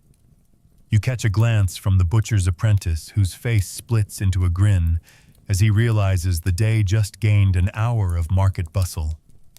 3 jokes drift through your head. Perhaps future towns will sell daylight-saving stallion feed, so horses can adjust to new milking calls. Maybe shoemakers will offer sundial sandals to mark shadow lengths on your feet. Or you picture local scribes printing up a limited edition 1-hour memoriam pamphlet for souvenir collectors.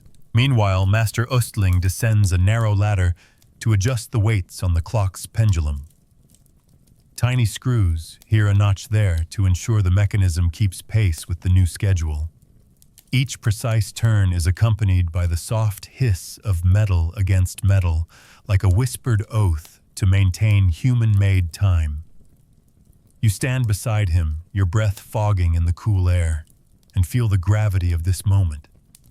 A small workshop's prototype is now the town's heartbeat. Across the square, children in wool caps dart between benches, timing their games to the new interval between bell chimes. A group of seamstresses huddle under a striped tent, measuring cloth lengths by the extended daylight, their laughter bright as the sun filtering through dyed fabrics. A burly smith adjusts the angle of his forge's skylight, so the extra hour of sun streams onto his anvil, and you smile at the ingenuity that mirrors your own early frost experiments. Modern aside, it's like rolling out a software update, network-wide. Some users upgrade immediately, others hit, remind me later, and a few stubbornly cling to the old version until they're forced to comply. Here, the update is literal, affecting every meeting meal and milestone from dawn's first break to dusk's final glow. You retrieve a small leather-bound notebook from your cloak, filled with sunrise and sunset times logged over successive weeks. You jot down the first post-experiment readings, 20 minutes more usable light in the evening, an extra 10 on the morning side, Then scribble a note. Trial 1 successful. Anomalies minimal. Further data needed. You glance up as a hush descends. The council's official report will be compiled here in this square by voices and voices yet to be recorded. Fringe detail. A traveling dram seller claims that at the stroke of the shifted hour, he felt time stutter and resume as though the world hiccuped, a sensation he swears by in every tavern tale. Historians still argue whether such subjective experiences reflect genuine temporal disorientation or simply after effects of too much spiced mead. You close the notebook and tuck it back into your satchel, the leather soft against your side. The crowd begins to disperse, stepping into shops once locked for the morning and onto fields that now welcome footfalls an hour earlier than before. A band of traveling merchants strikes up a lilting Baroque tune in the corner, their violins singing of new beginnings, while a group of weavers measures out skeins of yarn by the fresh sunlight. As you turn to leave the square, you pause at the threshold of the clock tower's shadow. You press your palm against the cool stone, recalling each step that brought you here furtive. Sundial tweaks in Section 1 bell tower. Mischief in Section 2. Court commissions in Section 3, academic debates in Section 4, candlelit trials in Section 5, frost-fighting bonfires in Section 6, church council concessions in Section 7, clockmaker prototypes in Section 8. Arctic variations in Section 9, peasant petitions in Section 10, and noble endorsements in Section 11. Each episode wove threads into this grand tapestry, and now the town awakens to a new rhythm. 3 final jokes linger. You envision future historians debating whether daylight saving was humanity's greatest triumph or a cosmic prank. You picture a satirical play in the town hall titled "The Hour We Stole from the Sun," and you muse that maybe someday a pigeon will punch a clock to mark its migration schedule. With that, you step out of the square, the bell's last resonance lingering in your chest, like a lullaby remixed for productivity. You fold your cloak tighter against the morning chill and set off toward the countryside, eager to see how these official experiments echo across distant hamlets. For today, the town has agreed voluntarily or otherwise to bend time itself for the common benefit. And as you vanish into the misted dawn, you can't help but smile at the simple truth. This is where daylight saving truly steps out of folklore and into living history. You wander through winding lanes toward the town's communal granary, its stout oak doors bound with iron straps and stools circling a low fire pit at its entrance. Early risers, bakers, millers, and market brokers hovel barrels of grain and barrels of trade goods into wagons, each glancing warily at their sundials, pocket watches, and the parish clock, none in agreement. Mainstream fact. When Sweden first tested official daylight saving in 1698, compliance varied wildly. Some towns embraced the hour shift, while others ignored the decree altogether, leading to widespread scheduling chaos at markets and mills. You step over spilled oats and stray chaff, the tang of freshly ground barley mingling with the sharp bite of morning frost. A group of millers huddles under a thatched awning, arms folded, their breath swirling like specters.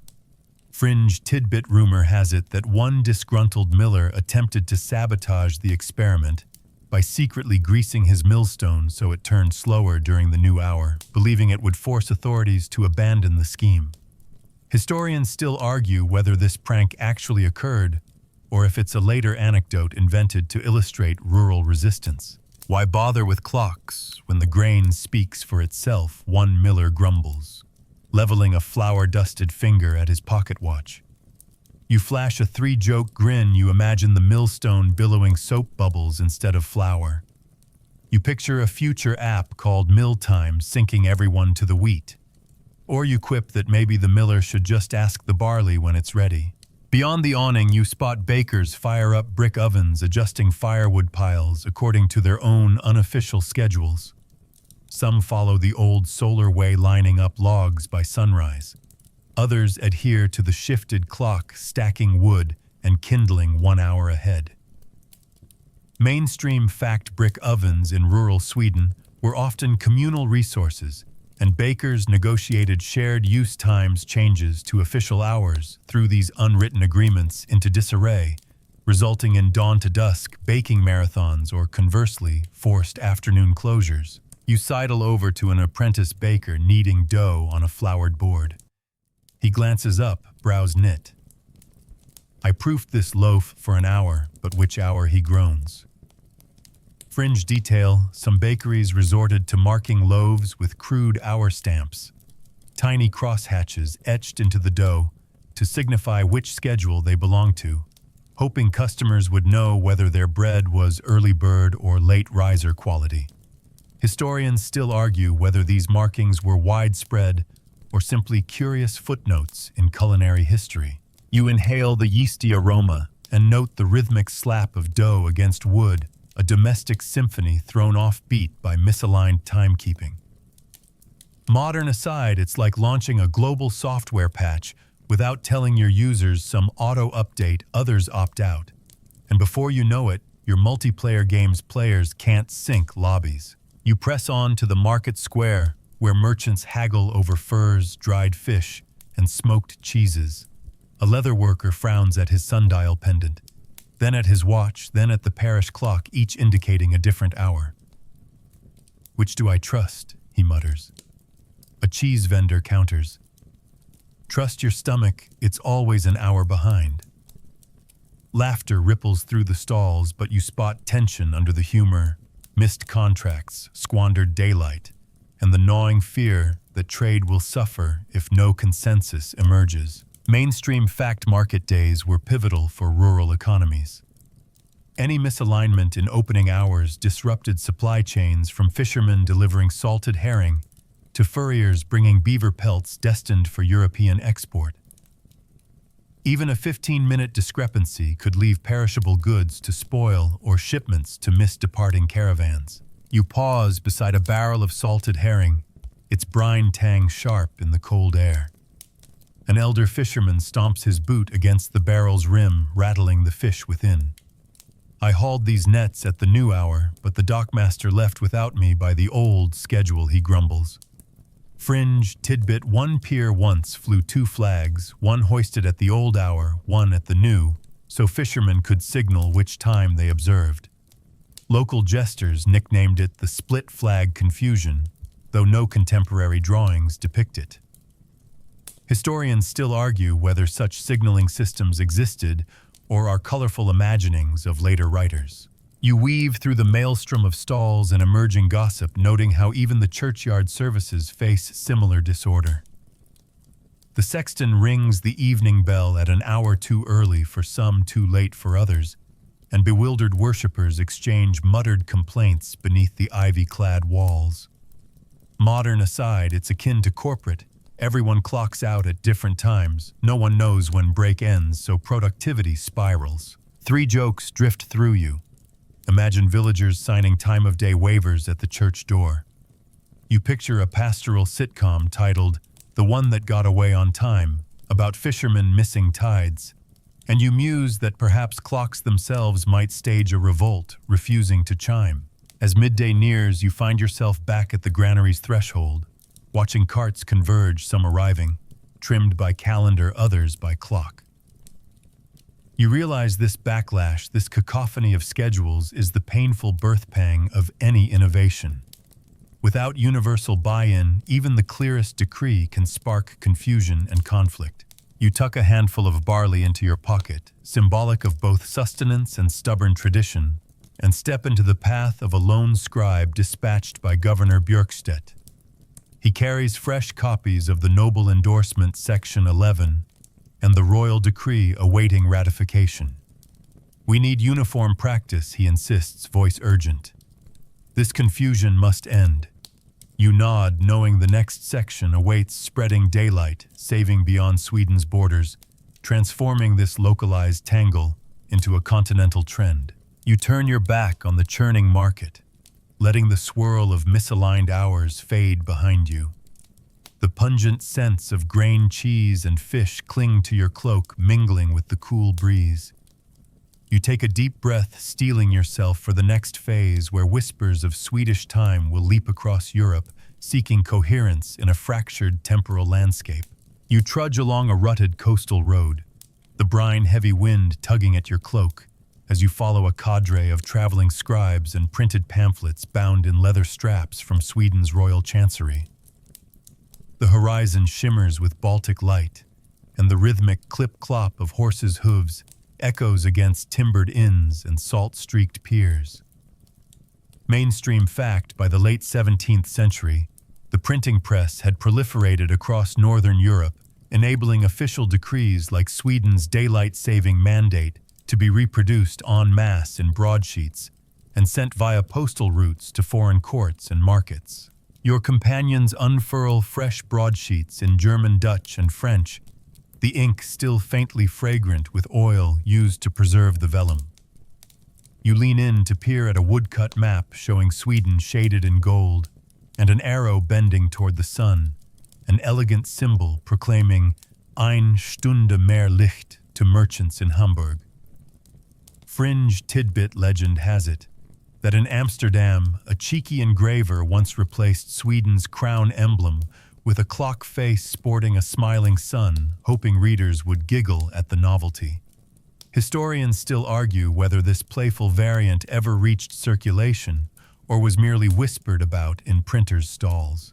You hear the scrape of quills as scribes copy key passages into their journals, clocks advanced by 1 hour from midsummer through Michaelmas, and tuck them beneath their tunics. Modern aside, it's like emailing your global team an urgent update about daylight saving and hoping they don't hit spam by accident. 3 light jokes drift through your mind. You imagine a merchant setting his timepiece by the new Swedish standard, only to miss his own lunch. You picture a tavern sign reading "English ale now, served an hour earlier." And you muse that perhaps one itinerant musician composed a jig titled "Swedish Sun Shuffle" to mark the shift. As you embark on the ferry crossing to Lübeck, the wooden deck creaks beneath your boots, and seagulls wheel overhead, crying like time-obsessed heralds. You smell tarred ropes and smoky braziers warming crates of herring. The ferryman, a stout man with sea salt-crusted beard, grunts at your pamphlets. Time-saving. In these latitudes, he scoffs, casting one eye at his sundial-shaped tattoo. You hand him a translated leaflet in Low German, and he studies it, brow furrowing. Historians still argue whether foreign peasants adopted such schemes willingly or treated them as jest, you tell him softly. He grunts again, folding the paper into his oilskin coat. Stepping ashore in the Hanseatic port, you're immediately swallowed by the clamor of merchants and dock workers. Some brandish the Swedish decree as proof of innovation. Others toss them aside like used napkins. A Dutch captain tucks one pamphlet into his tricorn hatband, promising to try it at the next harbor. A group of grain traders huddle beneath a striped awning, weighing barley against silver coins and debating whether to adjust their scales by an hour. You linger, inhaling the sweet tang of spiced mead wafting from a nearby tavern, imagining brewers tweaking their fermentation schedules to match the extra light. Mainstream fact: many European states maintained loose postal networks that carried official edicts across borders, sometimes delayed by weeks or intercepted by rival powers. So adoption of Swedish time often varied regionally. You run a finger along the printed edge of a Dutch broadside and note smudged annotations. Tested in Zeeland plus 1 hour more. Fish delivered on time. Fringe detail: some coastal fishermen reputedly used miniature lead weights on their hourglasses to extend measurement by precisely 60 minutes, effectively creating a water clock saving trick. Historians still argue whether any such experiments moved beyond anecdote into genuine practice. You follow a lanky Dutch scribe through twisting alleyways toward a clandestine scholars' salon, where intellectuals and merchants debate the merits of Sweden's gambit by candlelight.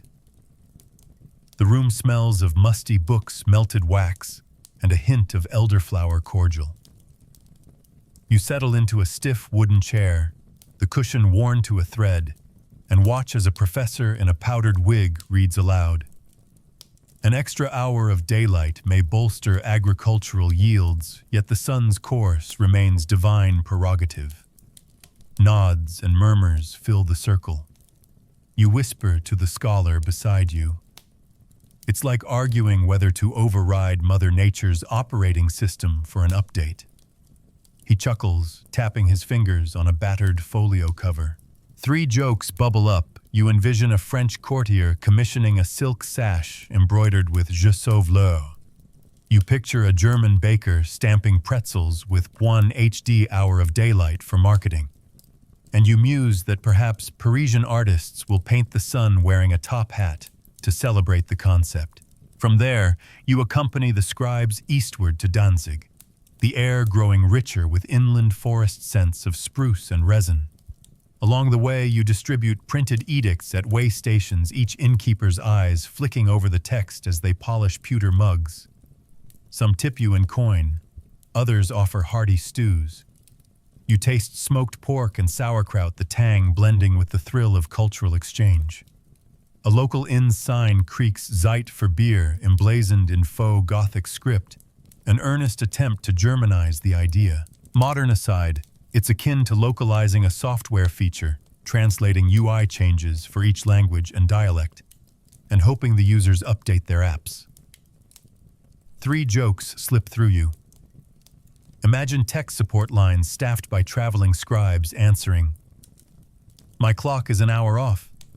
You picture merchants bundling edict leaflets with postcards, and you muse that perhaps someone will trademark Swedish-style daylight for luxury goods. By the time you reach Krakow, the printed decree has traveled over 1,000 kilometers, stirring curiosity and skepticism in equal measure. You observe candlelit debates in university courtyards, watch farmers in Silesian villages adjusting their windmills by an hour, and see clock faces in town squares hurriedly readjusted by anxious carpenters. Mainstream, fact-central European adoption of daylight shifts was sporadic until the 18th century, but Sweden's pioneering trials laid groundwork for future reforms.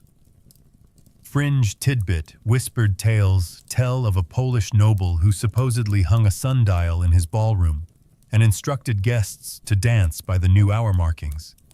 Historians still argue whether any such flamboyant fate occurred or if it's just a spirited anecdote. You pause atop a stone bridge spanning the Vistula at twilight, the river reflecting lantern glow like molten gold. You cradle a final pamphlet in your hand, its edges worn from endless folding, and sense that you're witnessing the dawn of a continental conversation, one that will eventually ripple into parliaments, scientific societies, and kitchen tables alike. You tuck the last broadside into your satchel and turn away, letting the echo of horse hooves and quill scratches fade into the dusk. As you disappear beneath ancient city walls, you carry with you the knowledge that Sweden's daylight-saving seed has sprouted in foreign soils, some blossoms of productivity, some weeds of confusion, but all part of a grand experiment in bending time. And as you slip into sleep on a straw mattress in a Polish inn, you dream of a world where every sunrise could be negotiated with parchments and promises a testament to human resolve against the rigid march of hours. You stand on a windswept heath at the edge of the early morning fields, the horizon a bruised purple that promises gold in minutes. All around you, villages from Stockholm to Krakow now share a common ritual. At the stroke of the appointed hour, church bells ring, sundials tilt, and clock faces are nudged forward. Mainstream fact following Sweden's experiments in 1698, other European regions tentatively began informal daylight-saving practices, though formal legal adoption would lag until the 18th and 19th centuries, in places like France, Germany, and the British Isles. You inhale the dew-scented air, tasting the faint sweetness of wet grass mixed with wood smoke drifting from nearby homesteads. A rooster crows twice, once at the sun's true rise, then again, an hour later, per the new schedule, as if nature itself were adjusting. Fringe tidbit rural lore claims that some zealous farmers timed rooster crowing with small bells tied to their necks, creating a chorus of clucks and chimes that guided the community. Historians still argue whether those bell-collared cockerels ever existed, or if they're purely folkloric flourishes.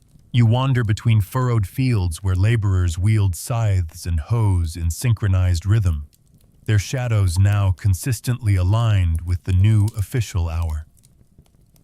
You recall the clandestine sundial tweaks from Section 1, the frost-fighting bonfires of Section 6, and the printed broadsheets you carried in Section 14, each innovation feeding into this decisive moment. Modern aside, it's a bit like rolling out a global software update, then watching users finally sync perfectly across time zones. 3 light jokes drift through you. Imagine future choreographers staging a scythe ballet to honor the new hour.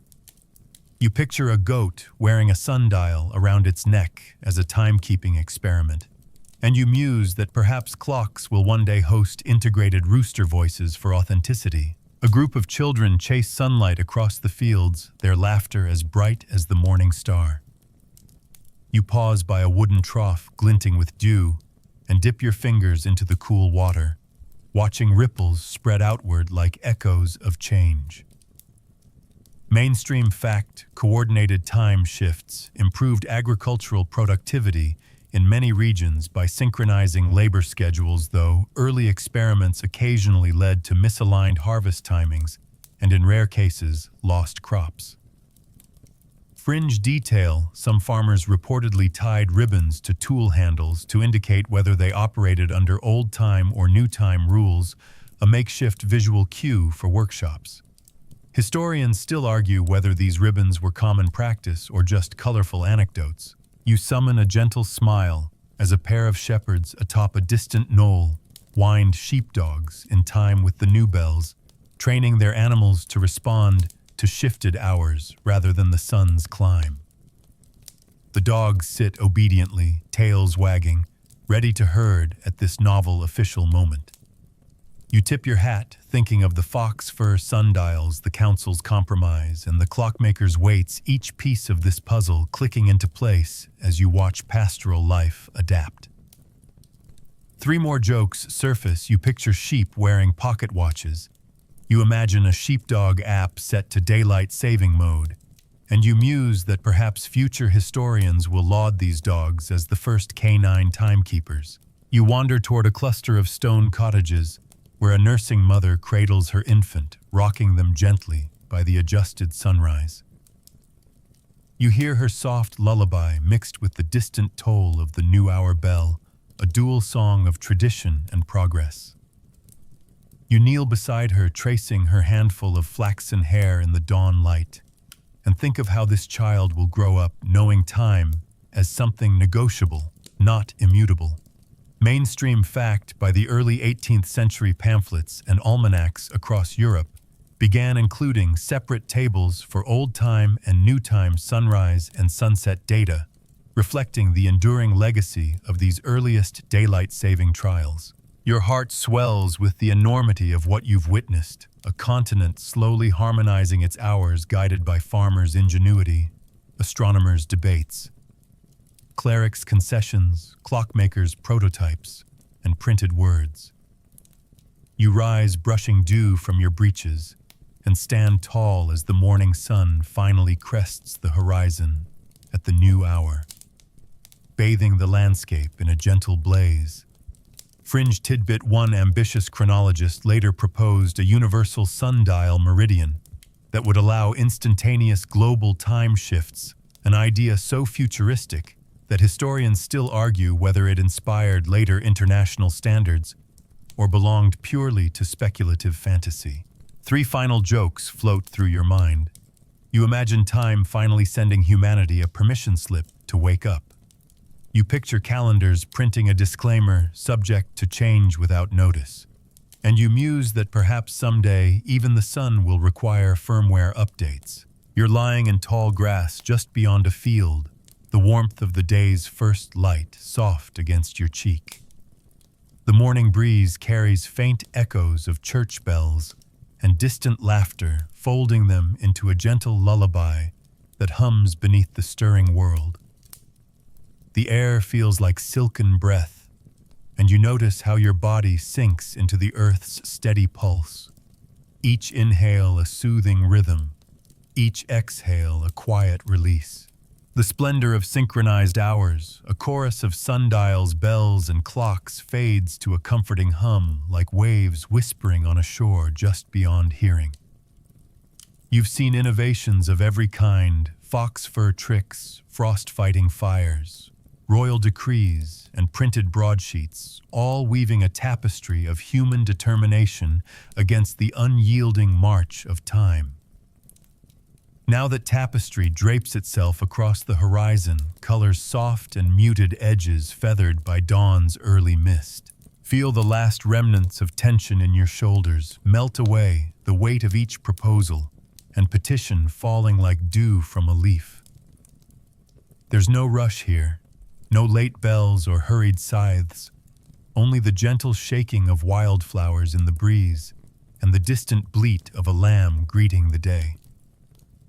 Let your thoughts drift as freely as the cirrus clouds above, untethered from schedules or clocks. In this moment, time is an embrace, not a decree.